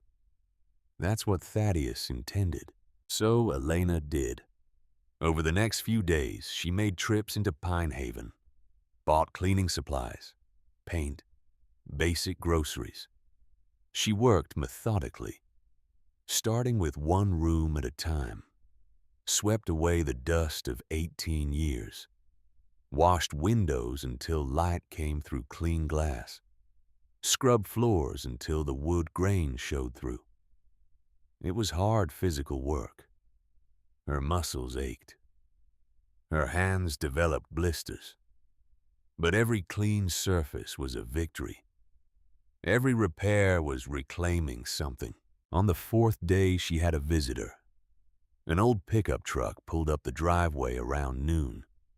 A man climbed out slowly, favoring his right leg. He was in his 70s, tall and lean with white hair, and the weathered face of someone who had spent his life working outdoors. "You must be Elena," he said when she came out onto the porch. His voice was rough but kind. "I'm Dr. Irving Whitmore. People call me Doc. I was your grandfather's friend." Elena came down the steps. "He mentioned you on one of the tapes." Doc's expression softened. "So you listened to them. Good. That means you know the truth." He gestured to the house. "Thaddeus and I used to sit on this porch and solve the world's problems. Never managed it, but we had good conversations. Would you like to come in? I can make coffee." "I'd like that very much." They sat at the kitchen table with mugs of instant coffee. Doc looked around the room, seeing ghosts Elena couldn't. "Your grandmother, Grace, painted these walls," he said. "That pale yellow. She said it made the room feel sunny even on gray days." He smiled at the memory. Thaddeus was so in love with her. When she died, he was lost for a while. But then there was Nora. She saved him, I think. Gave him purpose again. "How well did you know my mother?" "Not as well as I wish I had. I was practicing medicine 3 towns over by then. But I came to visit when I could. She was a remarkable young woman. Smart, determined. She reminded me of Grace in a lot of ways." Doc set down his coffee. "I need you to know something, Elena. When Thaddeus came to me with his plan, I tried to talk him out of it. Told him there had to be another way. But he was right. Creston would have used you as leverage, would have threatened you to keep Thaddeus quiet. The only way to keep you safe was to make you disappear. I know. Do you also know that it nearly killed him? Giving you up, I visited him once a month in his hiding place. For 18 years. and every single time he would ask about you, if I'd found any information, if you were safe, if you were healthy. Doc's eyes were damp. He loved you so much. Elena's throat was tight. I wish I could have known him. You do know him. You're here, aren't you? You chose to fight instead of run. That's Thaddeus's legacy in you. They talked for another hour. Doc told her about the town, about who could be trusted and who was too deep in Creston's pocket, about the history of Pine Haven and how it had changed over the decades. There's another person you should meet, Doc said as he was leaving. Everett Briggs. He runs the garage in town. He's had a hard life, but he's a good man. Thaddeus helped him once, and he never forgot it. The next morning, Elena walked into town. The garage was at the edge of the main road, a squat building with 2 bays and a hand-painted sign that said, Briggs Auto Repair. Everett Briggs was under a truck when she arrived. She could see only his legs and the creeper he was lying on. When she knocked on the door frame, he rolled out. He was in his mid-60s with the compact build of a man who stayed strong through constant physical work. His face was lined and wary. His eyes had the look of someone who had seen things he wished he hadn't. "Help you?" he asked. "My name is Elena Vance. I'm Thaddeus's granddaughter." Everett stood up, wiping his hands on a rag. "Word travels fast in a small town. Heard you were staying at the old place." "I am. Doc Whitmore said you might be willing to help me with something." Everett studied her for a long moment. "What kind of help?" "There's an old truck at the property. My grandfather's. I was wondering if you could get it running." Something shifted in Everett's expression. "Thaddeus's truck. I worked on that thing a dozen times over the years. Damn thing was older than me and twice as stubborn." He paused. "Yeah, I can take a look." He drove out to the farm that afternoon in a tow truck. The old pickup was exactly where it had been for probably 2 decades. Sunk into the mud beside the barn tire's flat hood held closed with wire. Everett walked around it, slowly assessing. This is going to take some work. Engines probably seized. Fuel systems shot. Mice have probably nested in the dashboard. Can you fix it? He looked at her. Really looked at her. Your grandfather helped me when I came back from the Gulf War. I was a mess. PTSD nightmares couldn't hold down a job. He gave me work at his newspaper. Let me set my own hours. Didn't ask questions when I had bad days. He basically saved my life. Everett turned back to the truck. Yeah, I can fix it. Won't be cheap and it won't be quick, but I'll get it running. I can pay. Don't want your money. Just want to do right by Thaddeus's memory. Over the next 2 weeks, Everett came to the farm almost every afternoon. He worked on the truck methodically, replacing parts, cleaning decades of grime, coaxing life back into the engine. Sometimes he talked while he worked. About the war. About coming home damaged. About how hard it was to find people who understood. Elena worked nearby, continuing her restoration of the house. They developed an easy rhythm. 2 people working in companionable silence, each healing something broken. Other locals began to stop by. Roz brought food. Doc came to check that Elena was eating properly, staying healthy. A few others people who had known Thaddeus or Nora came to pay their respects. To see the girl who had come back from the dead, not everyone was welcoming. Some drove past, slowly watching but not stopping. Some stared with open hostility at the grocery store.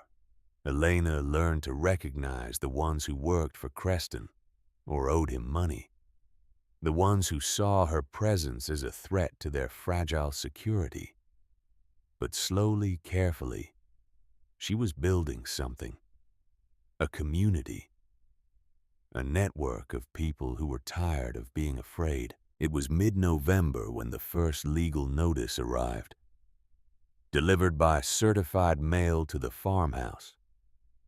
Foreclosure proceedings. Creston Development was calling in the lien.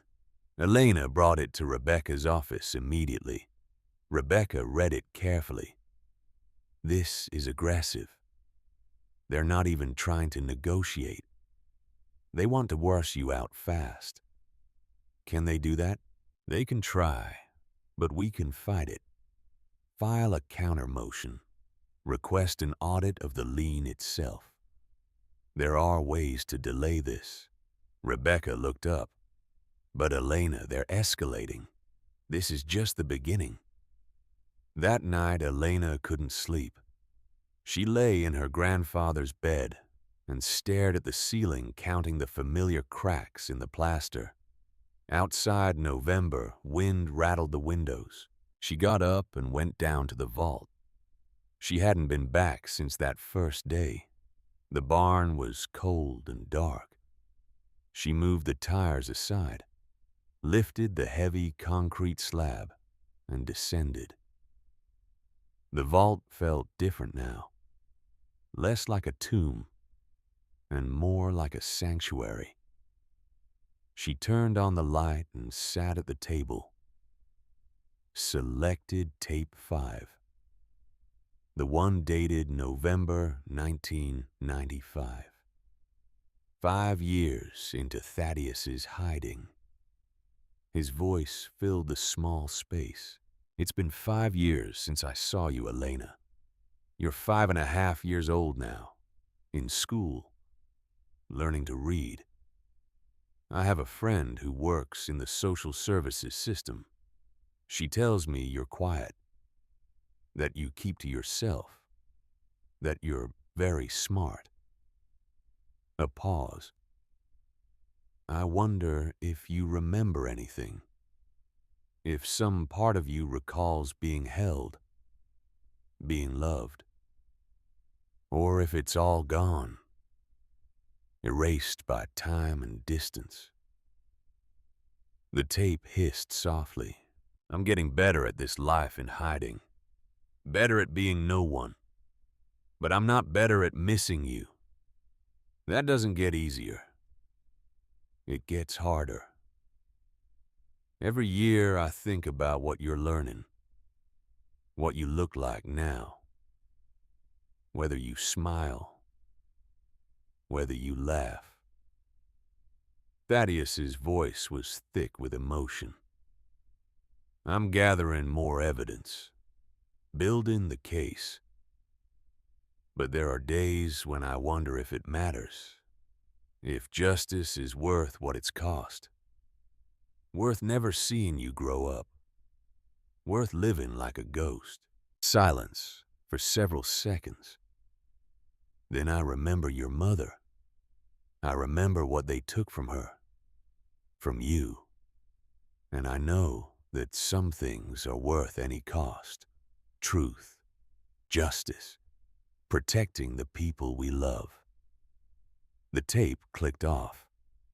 Elena sat in the vault for a long time after that, thinking about sacrifice, about the price of principles, about what it meant to stand for something larger than yourself.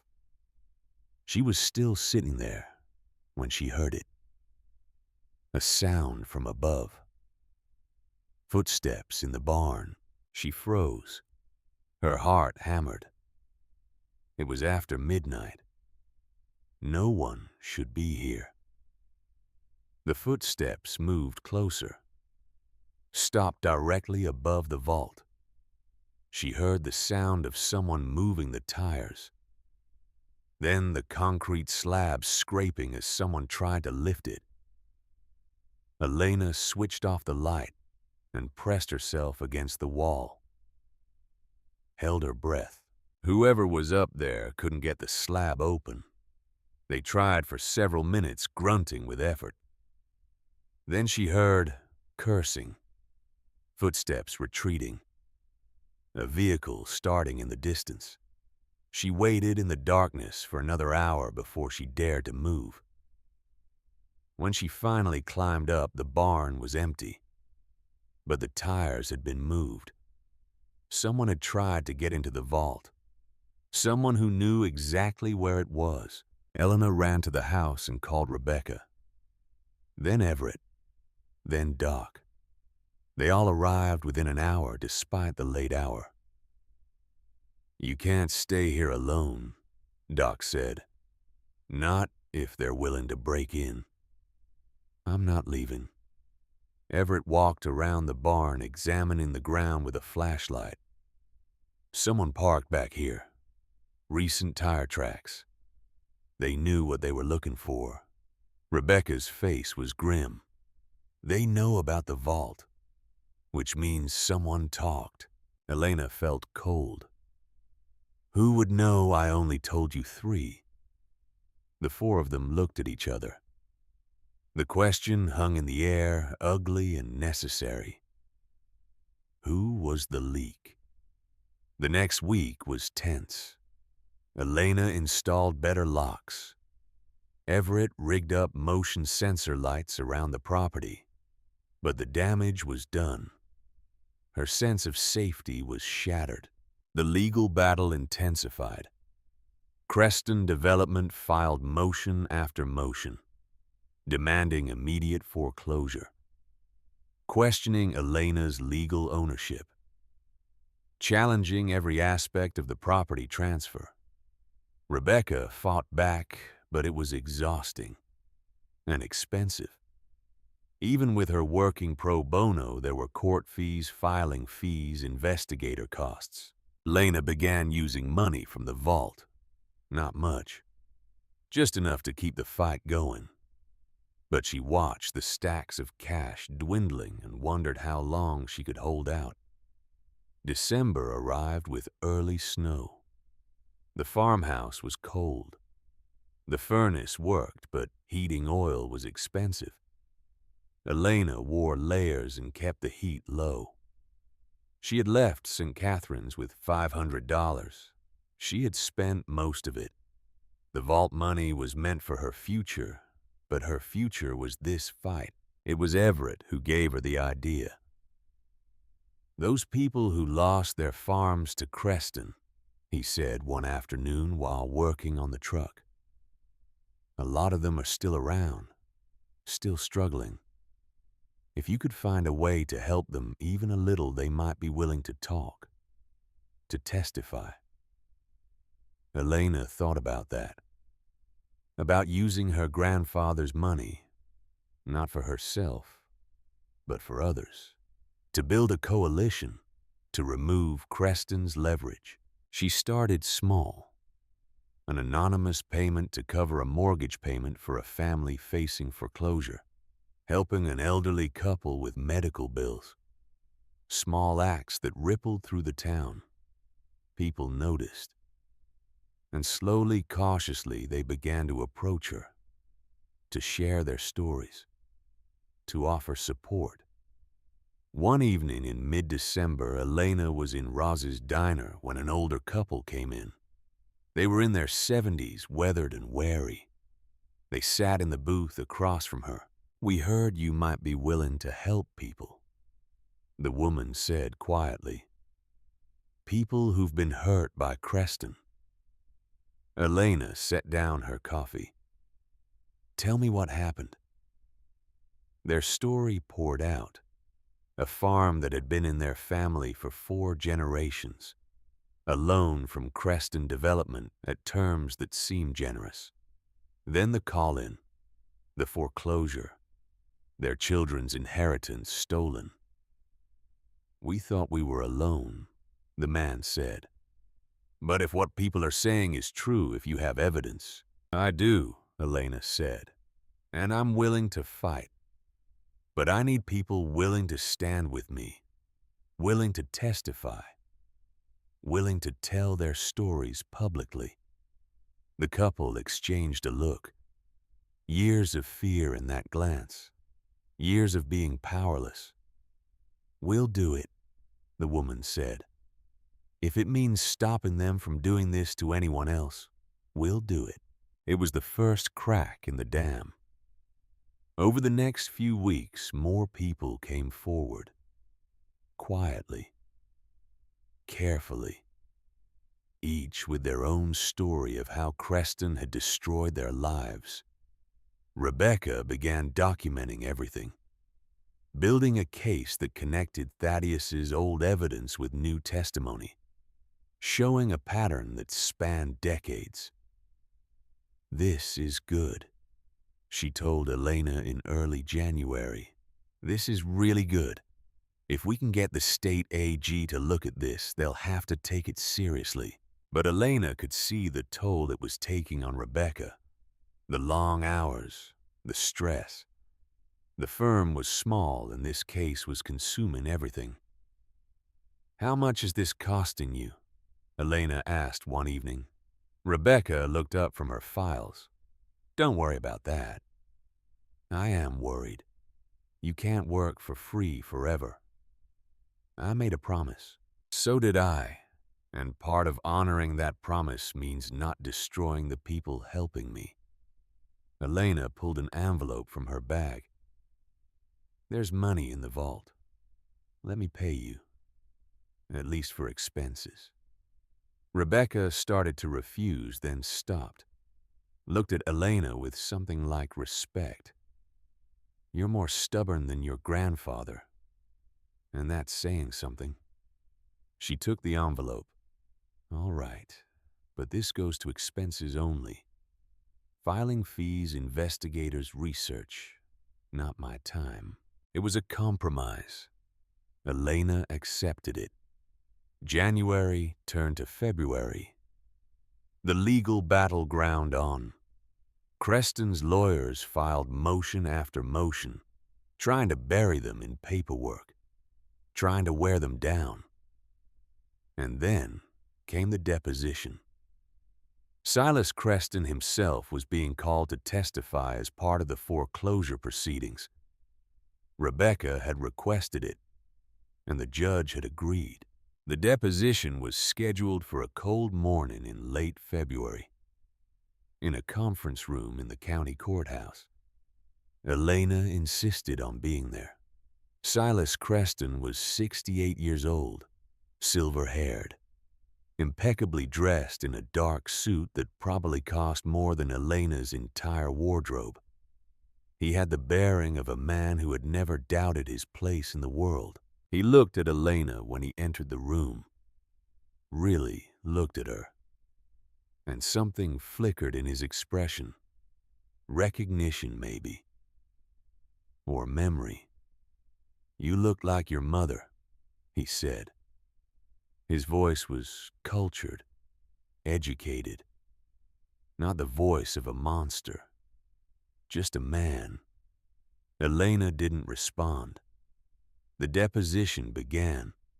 Rebecca asked questions in her calm, professional voice about the property, about the lien, about standard business practices. Silas answered smoothly. Everything was legal. Everything was documented. Creston Development had followed every rule, every regulation. Then Rebecca shifted. Mr. Creston, did you know Nora Vance? Silas's lawyer started to object, but Silas held up a hand. I knew of her, he said. Sweet girl. Worked at the diner. Her death was a tragedy. An accident, according to the police report. Yes. Were you aware that Thaddeus Vance believed it was not an accident? I was aware that Mr. Vance had become somewhat paranoid in his later years. He wrote articles suggesting various conspiracy theories about my company. It was unfortunate. Rebecca pulled out a file. I have documents here showing that your company acquired 17 properties in Pine Haven between 1987 and 1990 through foreclosures on loans you originated. Is that accurate? Business transactions, all legal. And did you know that many of those families claim the loan terms changed after they signed? That the interest rates increased without notice? People often misremember the terms they agree to, especially when they're facing financial difficulties. Back and forth. Question and answer. Silas never lost his composure, never showed a crack in his armor. Finally, Elena couldn't stay quiet anymore. Did you order someone to kill my mother? The room went silent. Rebecca's hand touched her arm in warning, but Elena didn't care. Silas looked at her with something that might have been pity or contempt. Ms. Vance, I understand you're upset.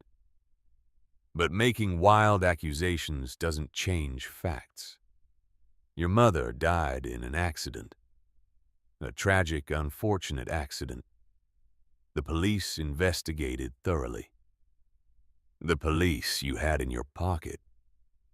Careful, young lady. Defamation is a serious matter. Elena leaned forward. My grandfather spent 18 years gathering evidence against you. He sacrificed everything to keep me safe and to document what you did. And now, I'm going to finish what he started. Silas's expression hardened. Your grandfather was a troubled man who couldn't accept that sometimes bad things happen for no reason. He invented a conspiracy because it was easier than accepting the truth. And what's the truth? That I built this town. That I created jobs when there were none. That I provided opportunity when people were desperate. Yes, some businesses failed. Some people lost their property. That's the nature of capitalism. Creative destruction. It's unfortunate, but it's necessary for progress. Progress. Elena's voice was cold. Is that what you call it? I call it reality. Something your grandfather never learned to accept. Silas stood. Are we done here? Rebecca nodded. For now. Silas paused at the door, looked back at Elena. You're very young. You have your whole life ahead of you. Don't waste it fighting battles you can't win. Take the money. Start fresh. Leave the past where it belongs. My mother is where the past belongs. I didn't say that. But you meant it. Silas left without responding. His lawyer followed. The door closed with a soft click. Elena sat in the conference room shaking. Not with fear, with rage. He's not even sorry, she said. He looked me in the eye and showed no remorse at all. Rebecca gathered her files. Men like Silas Creston don't think in terms of right and wrong. They think in terms of winning and losing. He won. Your mother lost. To him, that's all that matters. Then I'll teach him a different lesson. The winter deepened. February gave way to March. The legal battle continued. Motion, counter-motion, brief response. A grinding war of attrition. Elena's resources were dwindling. She had used more than half the money from the vault. The property needed repairs she couldn't afford. The heating oil was running low. She was eating cheap food and losing weight. But the community was growing. More people came forward, more stories. More evidence. Rebecca's files expanded to fill 3 boxes. And then in mid-March, everything fell apart. Elena woke one morning to find Everett's truck in the driveway. But Everett wasn't working on the old pickup. He was sitting on the porch steps, his head in his hands. She came out pulling a coat around her shoulders against the cold. "Everett." He looked up. His eyes were red. "I need to tell you something, and you're going to hate me for it." Elena's stomach dropped. "What did you do?" "Garrett Creston came to see me 2 weeks ago. He knows about my daughter. She lives in Albany, has 2 kids. He said if I didn't tell him where the vault was, he'd make sure she lost her house, that her kids would end up in foster care like you did." Elena went very still. "I told him," Everett said. His voice broke. "I told him exactly where it was. In the barn, under the concrete. I'm so sorry, Elena. I'm so goddamn sorry." She stood there in the cold March wind and felt everything shift. The break-in, the attempted opening of the vault. It had been because of Everett. "How could you—" "My daughter, my grandkids. He threatened them. What was I supposed to do? You were supposed to trust me. You were supposed to tell me so we could help." Everett stood. "I'm sorry. I know that's not enough. I know I betrayed you. But I need you to know I didn't tell him what was inside. Just where it was. And I'm telling you now, because I can't live with this anymore." Elena's hands were shaking. "Get off my property. Elena. Get off my property." Everett left. His truck kicked up gravel as he drove away. Elena stood on the porch and felt the full weight of isolation settle over her.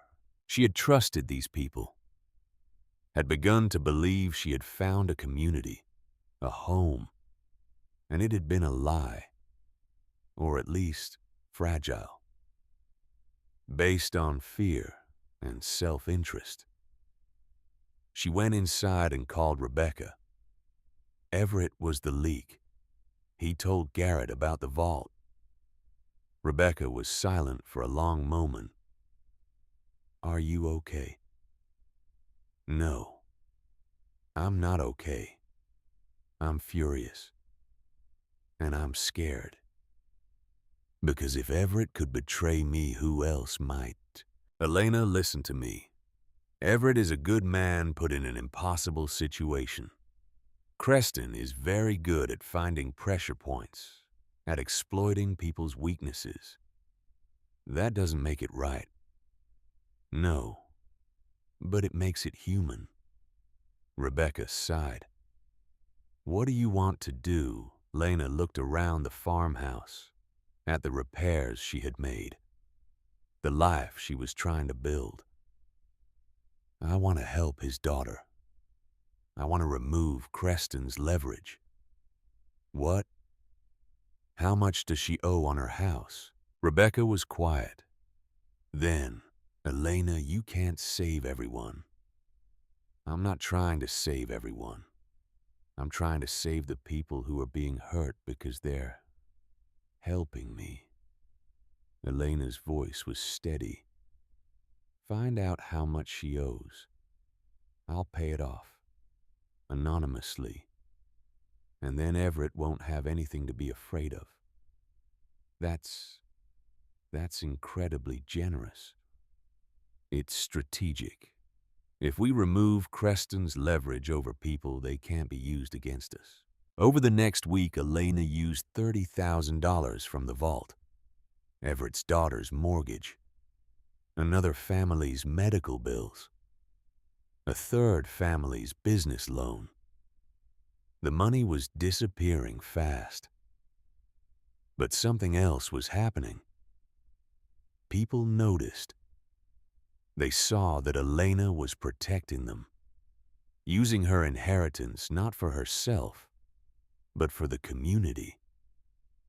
Loyalty shifted. The people Elena helped became vocal supporters.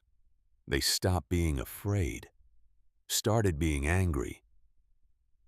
And then came the fire.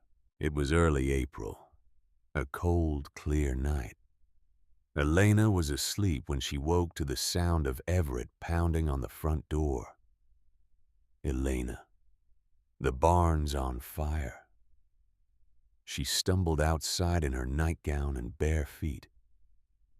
Flames were visible through the barn windows, orange light dancing against the night sky. She ran, not toward the house for her phone, toward the barn, toward the vault.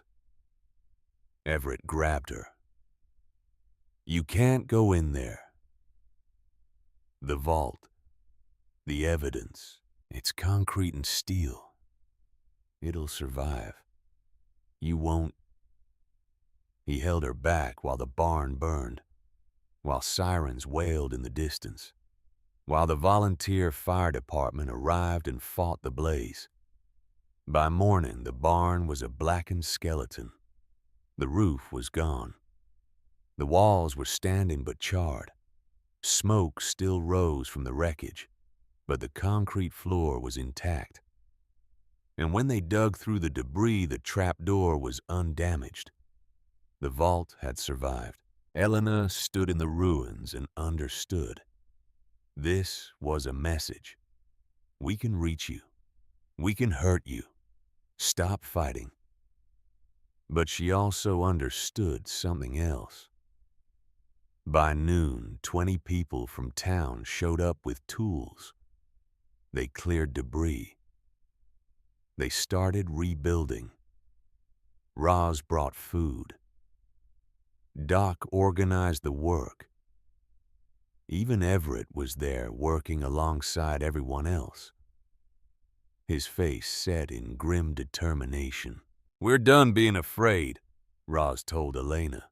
"If they're willing to burn down your barn, they're desperate. Which means you're winning." Elena looked at these people.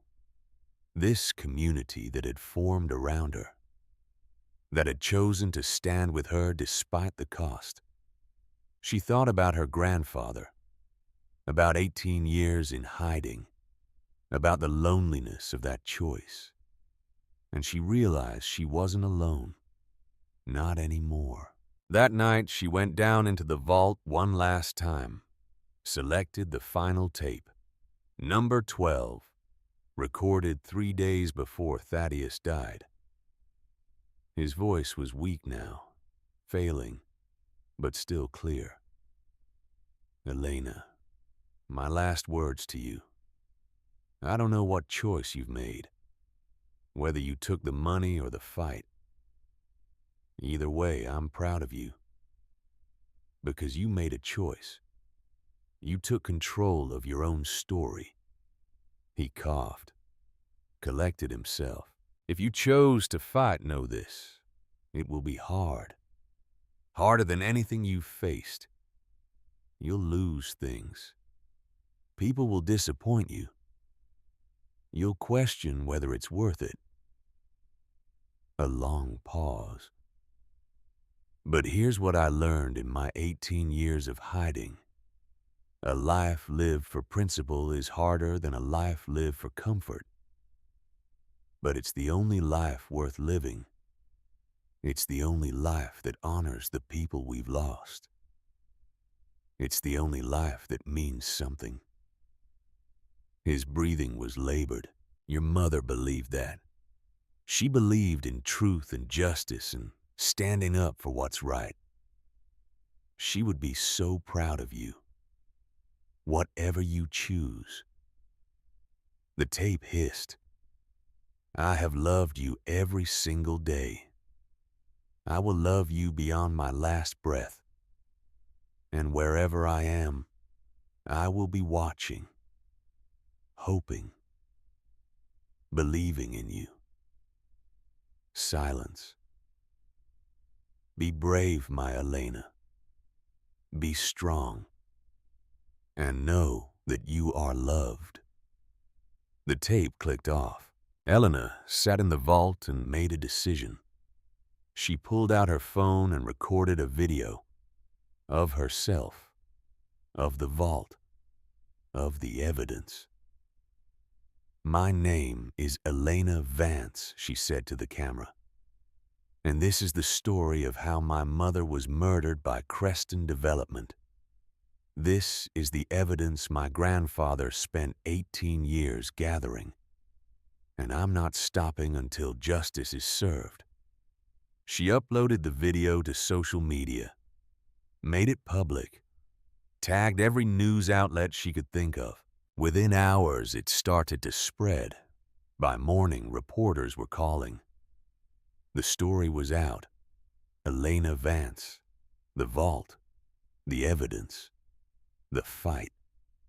And Garrett Creston's carefully managed reputation was beginning to crack. The video went viral in a way Elena had never anticipated.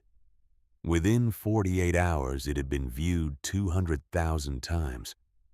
Within a week, over 1 million. Local news stations picked it up. Then regional, then national.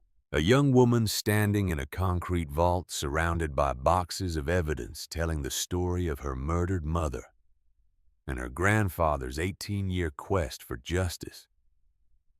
It was the kind of story that cut through the noise.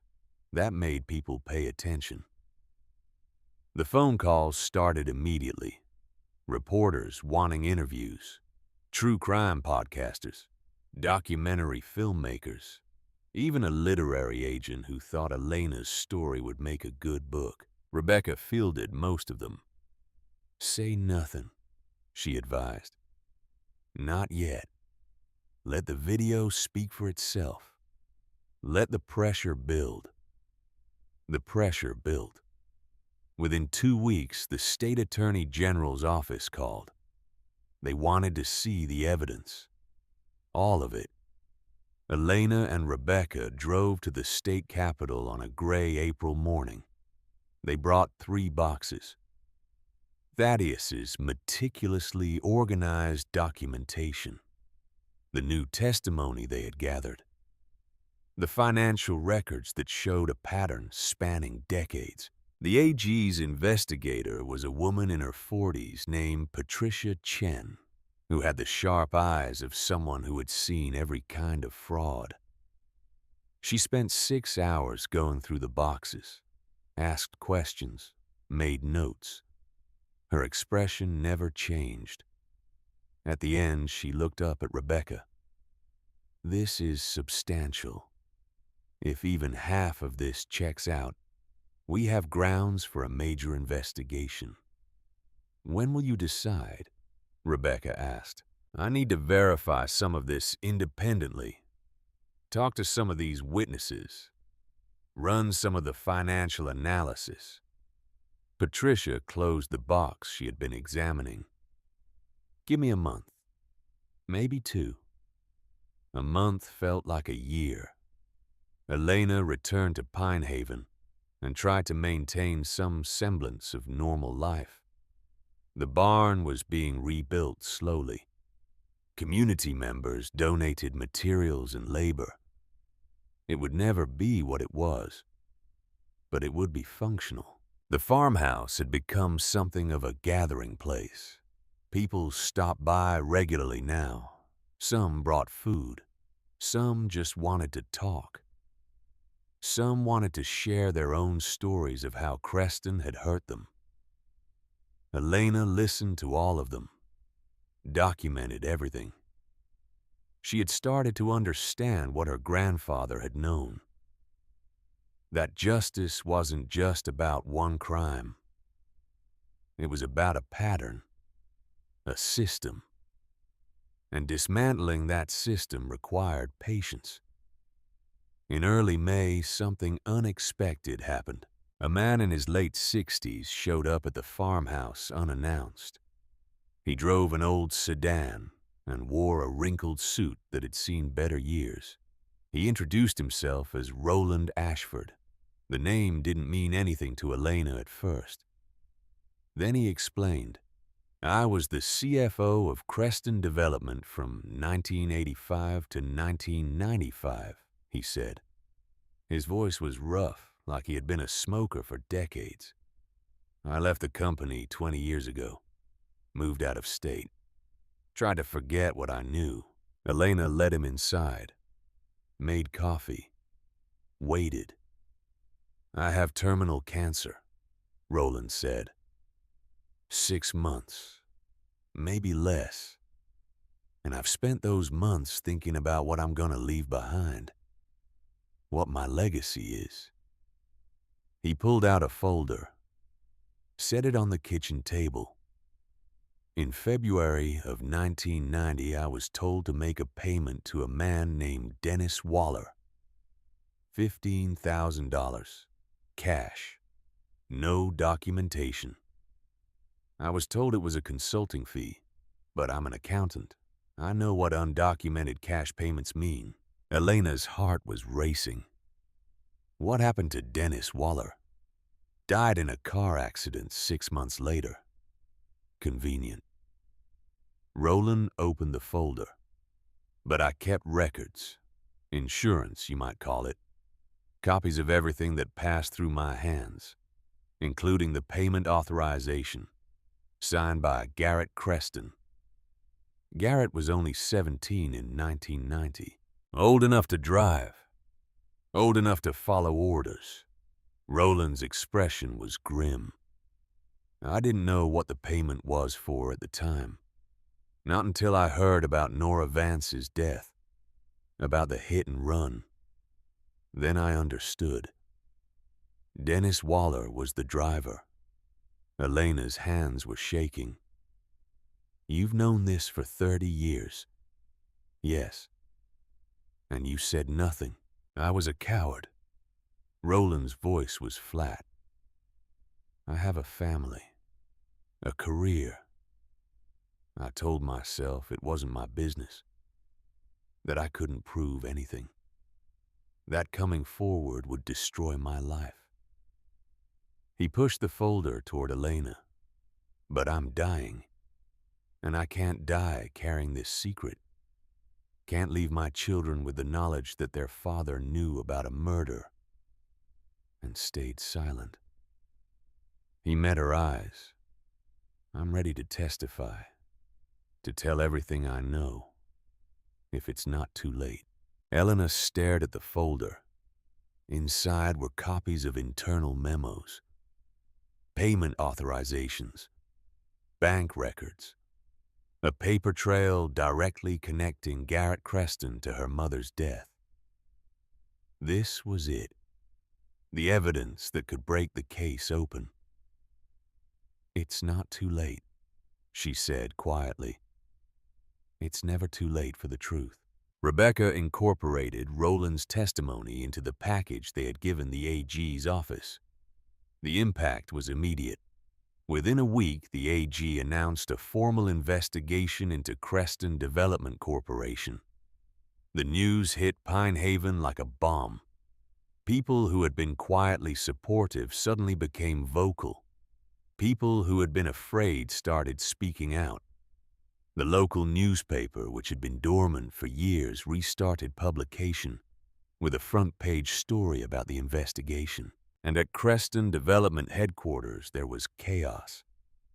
Elena heard about it from Roz, who heard it from her cousin who worked as a secretary at the company.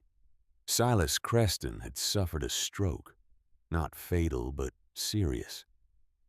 He was in the hospital, partially paralyzed, unable to speak clearly. And Garrett was trying to get him to sign power of attorney documents. "The old man won't do it," Roz reported. "Keeps refusing.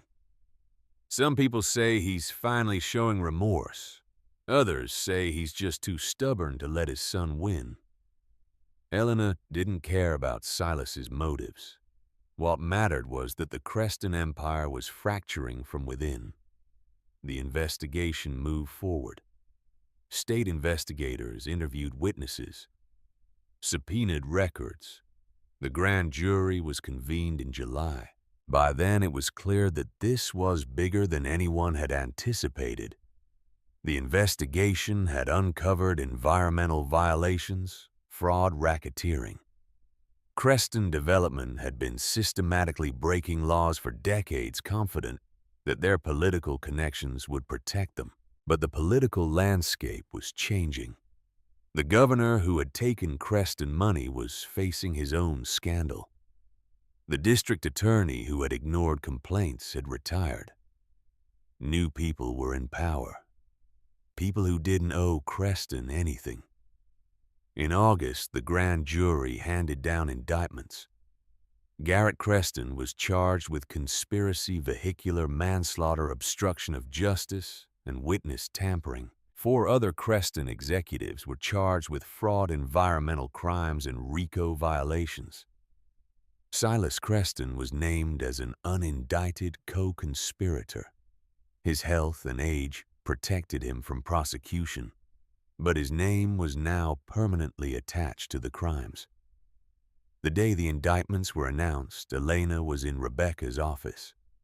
They watched the news conference together on a small television. The AG stood at a podium and described the charges in careful legal language, but the message was clear. Creston Development Corporation had operated as a criminal enterprise, and the people responsible would be held accountable. Rebecca turned off the television, looked at Elena. "We did it," she said softly.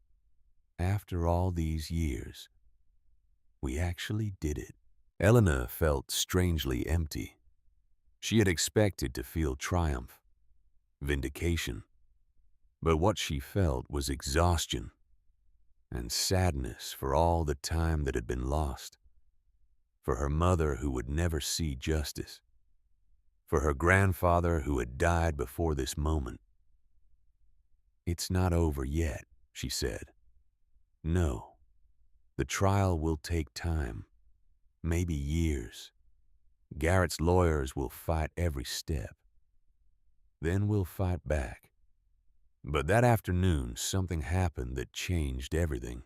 Garrett Creston's lawyer called Rebecca's office. He wanted to discuss a settlement. They met in a conference room in the county courthouse. Garrett wasn't there.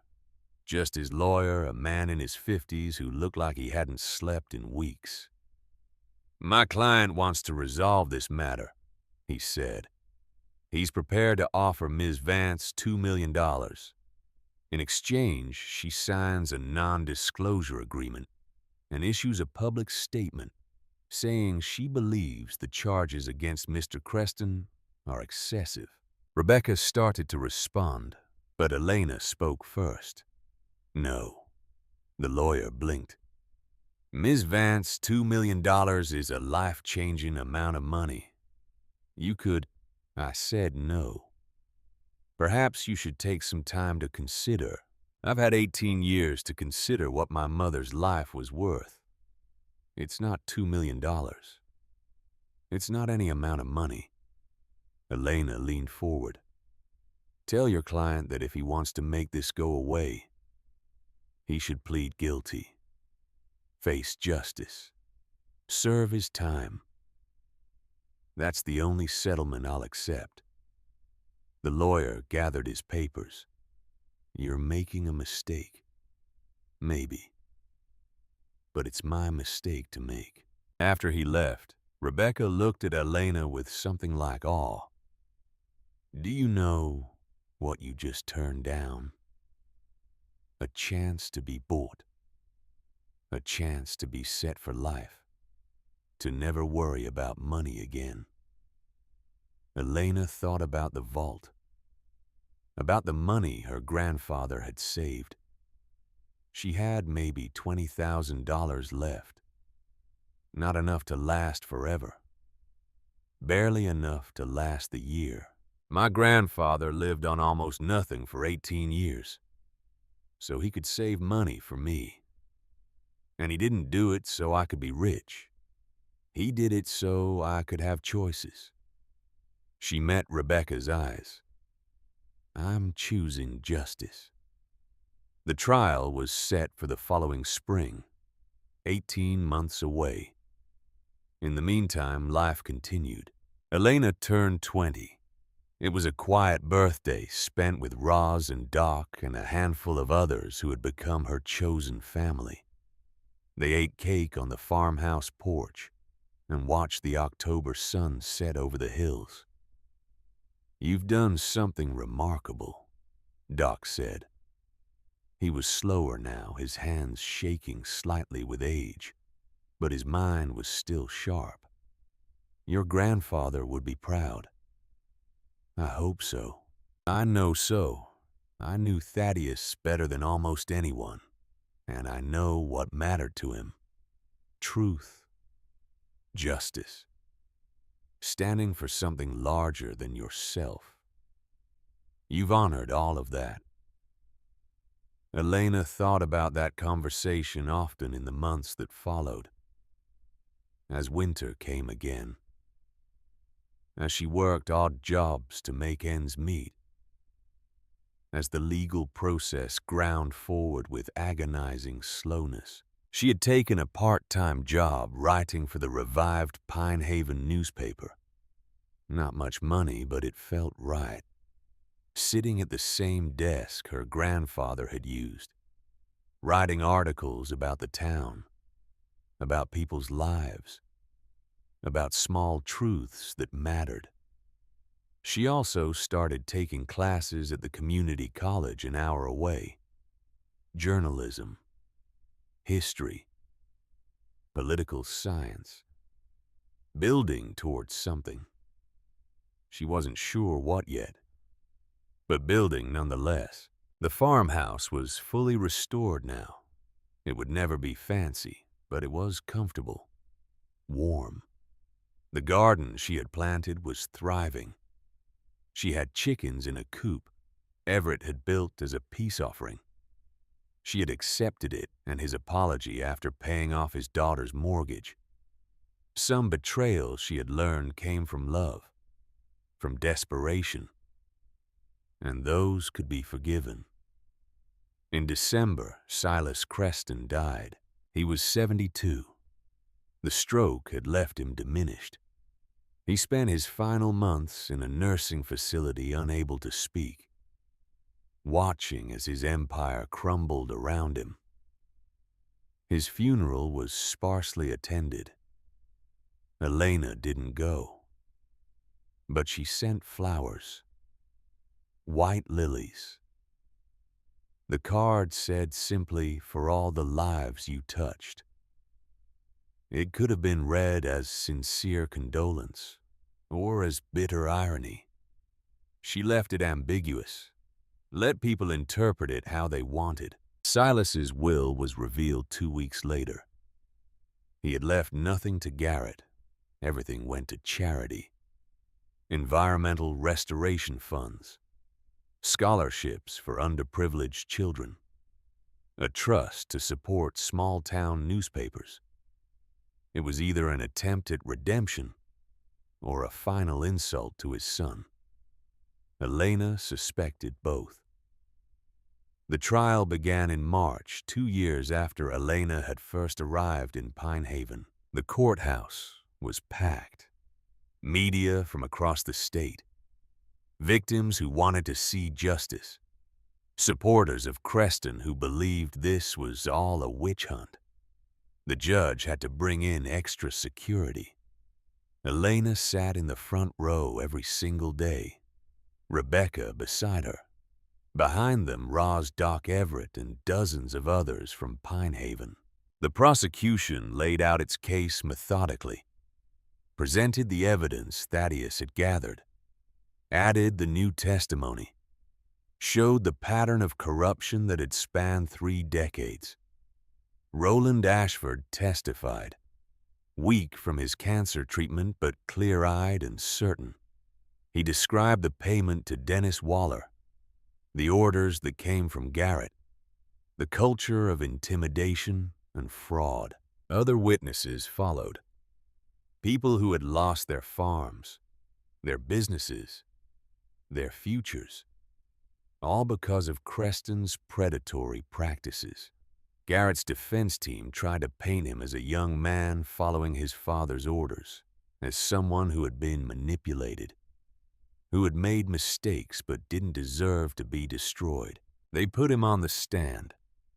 He wore a conservative suit and projected remorse, talked about how he regretted his actions, how he had been only 17 when his father ordered him to scare Nora Vance. "I didn't mean to kill her," he said, his voice breaking. "I was supposed to run her off the road, make her crash, scare her and her father into stopping the investigation. But I misjudged. The car hit harder than I intended. I panicked and drove away. It might have been effective, might have generated sympathy. Except Rebecca had one more piece of evidence. She presented emails from the past 5 years, messages Garrett had sent to subordinates, threatening people who opposed Creston development, joking about handling problems the way his father had taught him. The jury saw that Garrett hadn't changed, hadn't learned, that his remorse was performance. The verdict came back after 3 days of deliberation. Guilty on all counts. The courtroom erupted. Some people cheering, others crying.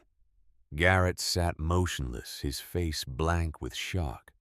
Sentencing came 2 weeks later. 18 years in state prison. No parole for at least 12. It was a significant sentence. Not life. Not what some had hoped for. But substantial. Elena sat in the courtroom and watched Garrett be led away in handcuffs. She waited to feel something. Triumph, relief, closure. Instead, she felt tired. Grateful, yes. But mostly just exhausted from the long fight. Outside the courthouse, reporters surrounded her. Cameras flashing. Questions shouted. "How do you feel? Do you think justice was served? What's next for you?" Elena looked at the crowd, at the cameras, at the moment she had been working toward for 2 years. "I think my mother would be proud," she said simply. "And my grandfather. That's what matters."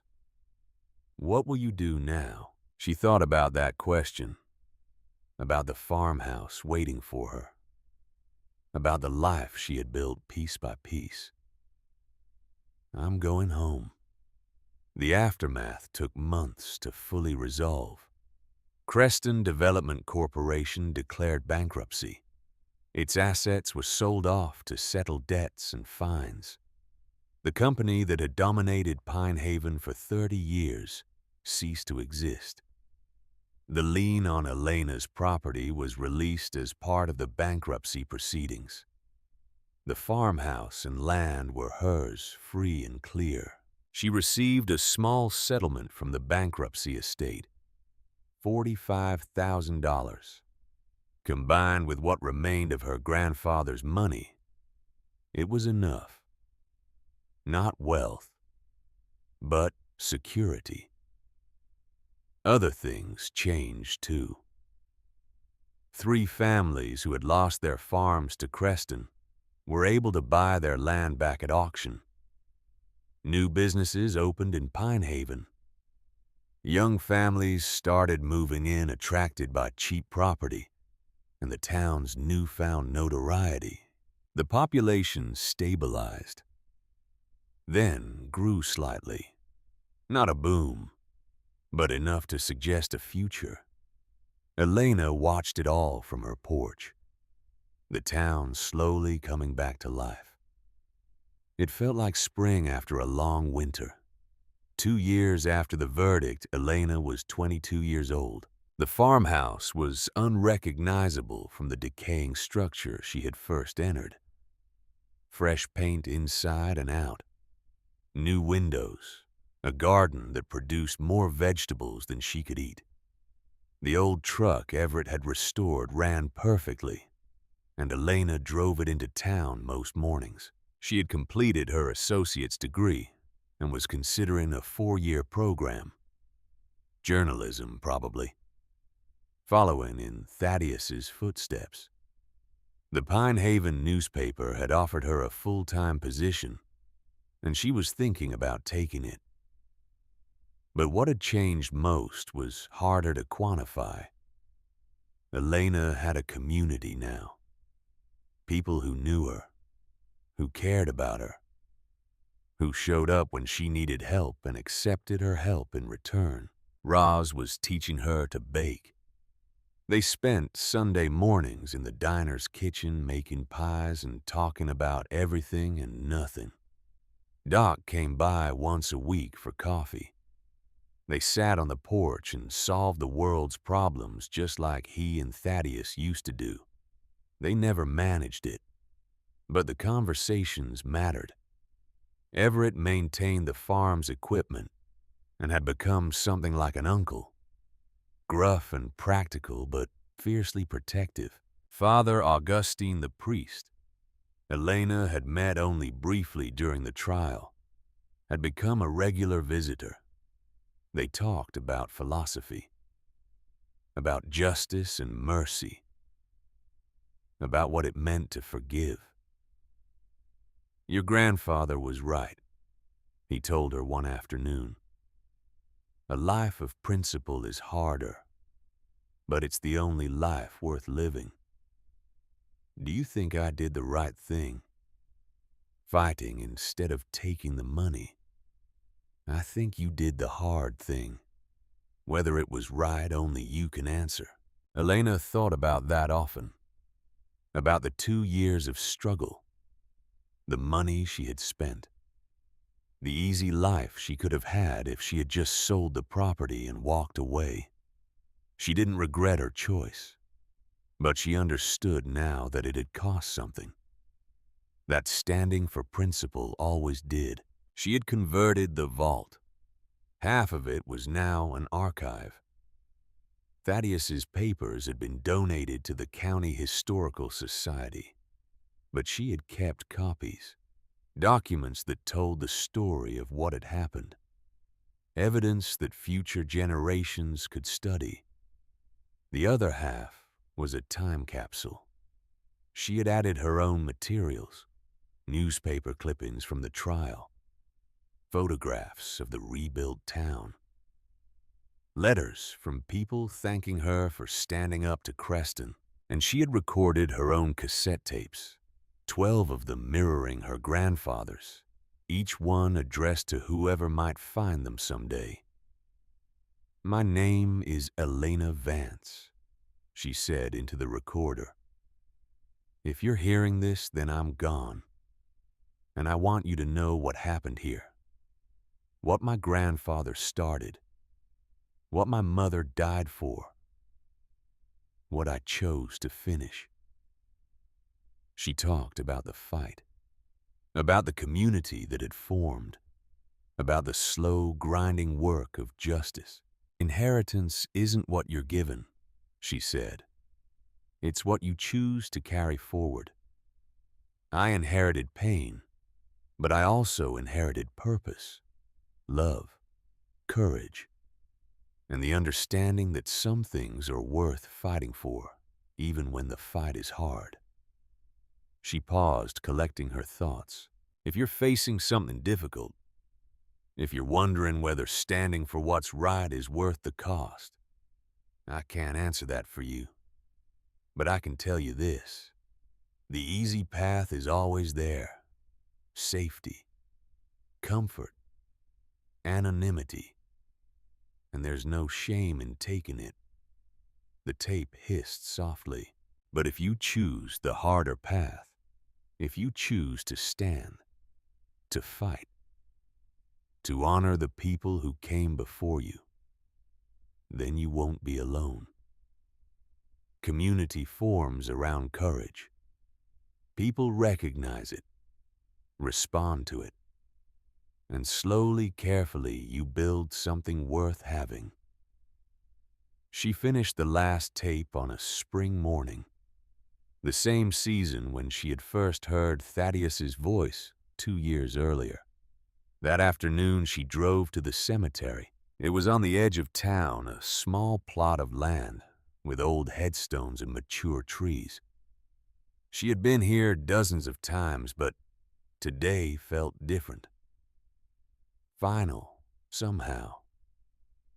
She found her mother's grave first. The stone was simple. Nora Vance, 1984 to 2008. Beloved mother and daughter. Elena had added to it over the past 2 years. Flowers every week. Small stones she found on walks. Tokens that said, I remember you. I honor you. I finished it, Mom, she said quietly. The fight. It's done. Garrett's in prison. Creston Development is gone. The town is healing. A breeze moved through the trees. Birds sang in the branches. I wish I could have known you, but I know you through the people who loved you, through Roz's stories, through grandfather's tapes, through the fact that you chose to have me even when it was hard. She set fresh flowers by the stone. I hope I made you proud. Her grandfather's grave was nearby. She had commissioned a new headstone after the trial. It had been installed last month. Thaddeus Vance, 1937 to 2008. Seeker of truth. Protector of Elena. The words felt inadequate. How do you summarize a life on a stone? How do you capture sacrifice that spanned 18 years? But they would have to do. I listened to all your tapes, Elena said. Every single one. Some of them multiple times. And I understand now why you did what you did. The impossible choice you made. She sat on the ground beside the grave, not caring that the damp earth soaked into her jeans. I used to be angry at you. When I was younger, before I knew the truth, I thought I had been abandoned, that I didn't matter to anyone, that I was a mistake. Tears came, but she didn't wipe them away. But you taught me something, grandfather, even from hiding.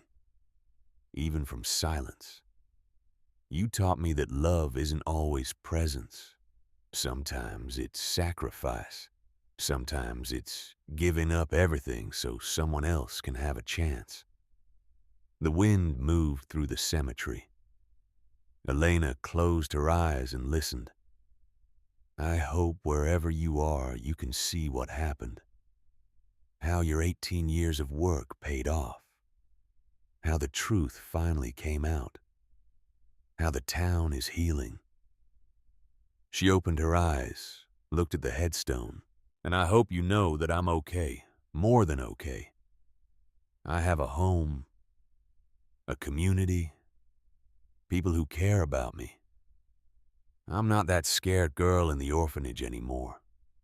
She stood, brushing dirt from her clothes. Thank you for protecting me. For loving me from a distance, for giving me the choice you couldn't have. I'll try to honor that, to live a life worthy of your sacrifice. She turned to leave, then stopped. One more thing needed to be said.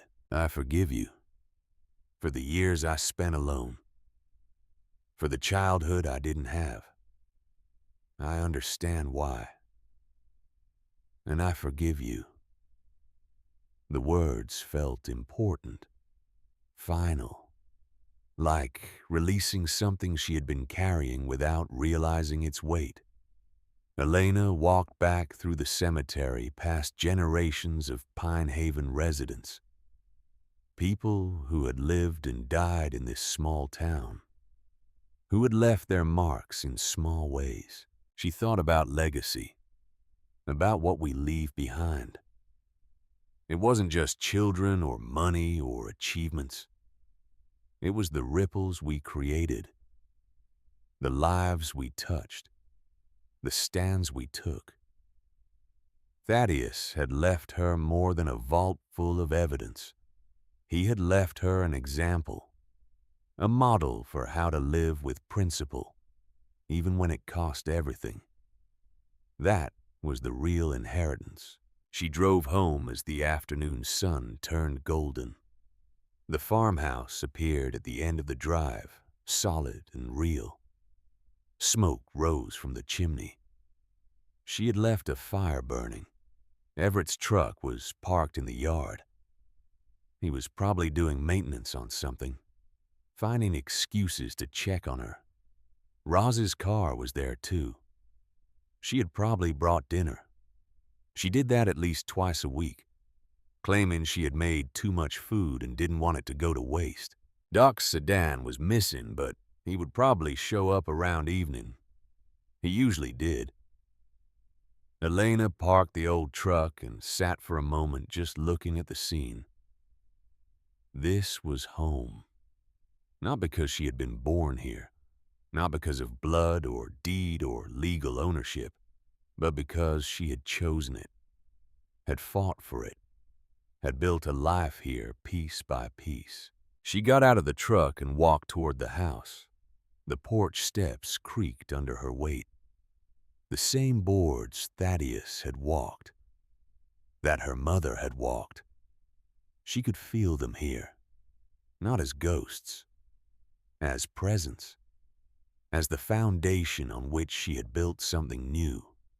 Inside, Roz was indeed making dinner, something that smelled like pot roast and root vegetables. "There you are," she said, looking up from the stove. "I was starting to worry. Just went to the cemetery." Roz's expression softened. "How are you doing?" "Good. Really good, actually." Everett came in from the barn, wiping grease from his hands. "Truck's running a little rough. I'll tune it up tomorrow." "You don't have to." "I know. But I'm going to anyway." They had this conversation regularly. Everett trying to help, Elena protesting, both of them knowing how it would end. They sat down to dinner as the sun set. Roz Everett and Elena around the old kitchen table, talking about nothing important, town gossip, weather, plans for the weekend, simple things, ordinary things, the kind of things that made up a life. After dinner, Elena went up to her grandfather's study. She had kept it mostly as he had left it. His books on the shelves, his desk by the window, the old typewriter he had used to write his articles. But she had added her own touches, her journalism textbooks, articles she had written, a photograph of her Roz, Doc, and Everett on the farmhouse porch, laughing about something. She sat at the desk and pulled out her laptop. She had been working on something for weeks. An article about Pine Haven, about small towns and resilience, about what happens when people decide to fight back. But tonight she didn't want to write about Pine Haven. She wanted to write about something else. She opened a new document and started typing. "My name is Elena Vance. This is the story of how I inherited a locked vault and found myself in the process." The words flowed. About St. Catherine's, about the letter and the key, about her grandfather's voice on those cassette tapes, about the choice he had given her. She wrote about the fight, about the community that formed, about standing for something when it would have been easier to walk away. She wrote for hours, until her hands cramped and her eyes burned, until she had poured out everything she had learned in the past 2 years. When she finally stopped, it was past midnight. The house was quiet. Roz and Everett had gone home. She was alone. But it wasn't the lonely alone of St. Catherine's. It was the peaceful alone of someone who knew that morning would bring people back, that she was part of something larger than herself. Elena saved the document, titled it The Vault. Maybe she would publish it someday. Maybe not. That wasn't the point.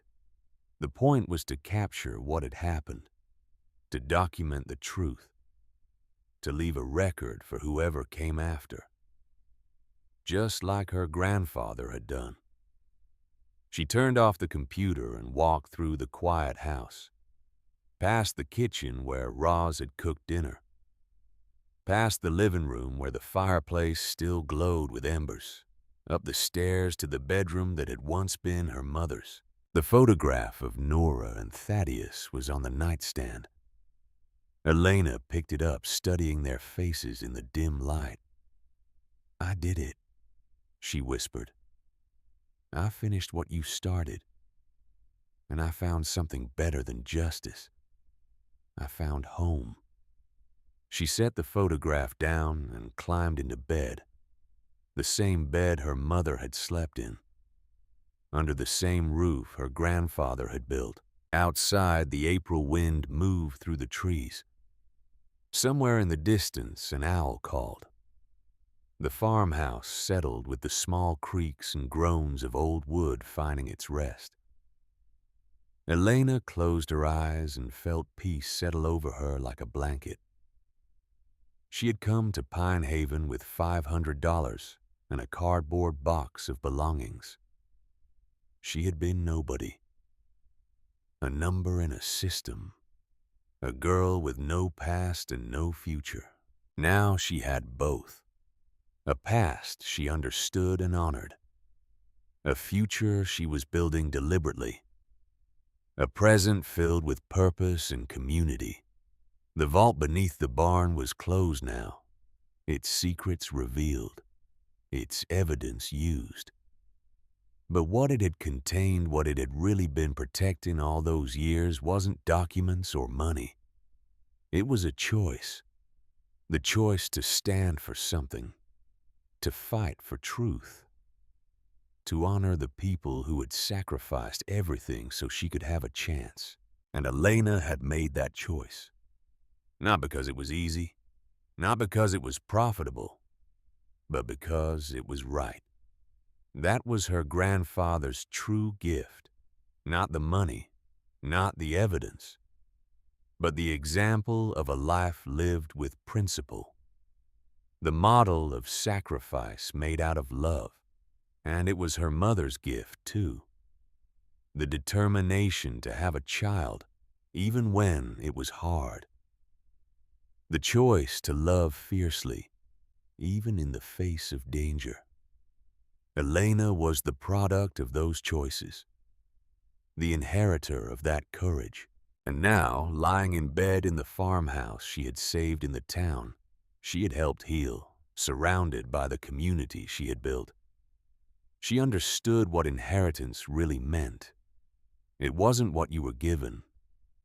It was what you chose to carry forward. The values, the principles, the love. She had inherited pain and loss and 18 years of silence. But she had also inherited strength and purpose and the example of people who believed something was worth fighting for. And from those inheritances she had built something new, something that was entirely hers. A home, a life, a story worth telling. Outside, the night deepened. Stars emerged in the clear April sky. The land that had been her grandfather's, that had been stolen and reclaimed and fought for, rested quiet under the moon. And Elena Vance, granddaughter of Thaddeus, daughter of Nora, slept peacefully in the house that had been waiting for her all along. The vault was empty now, but what it had contained had multiplied beyond measure. Truth had been revealed. Justice had been served. A community had been restored. And a girl who had grown up believing she was nobody had discovered she was somebody after all. Not because of who her family was, not because of what she owned, but because of what she had chosen: to stand, to fight, to honor the past while building the future. That was the real treasure in the vault, and it would never run out.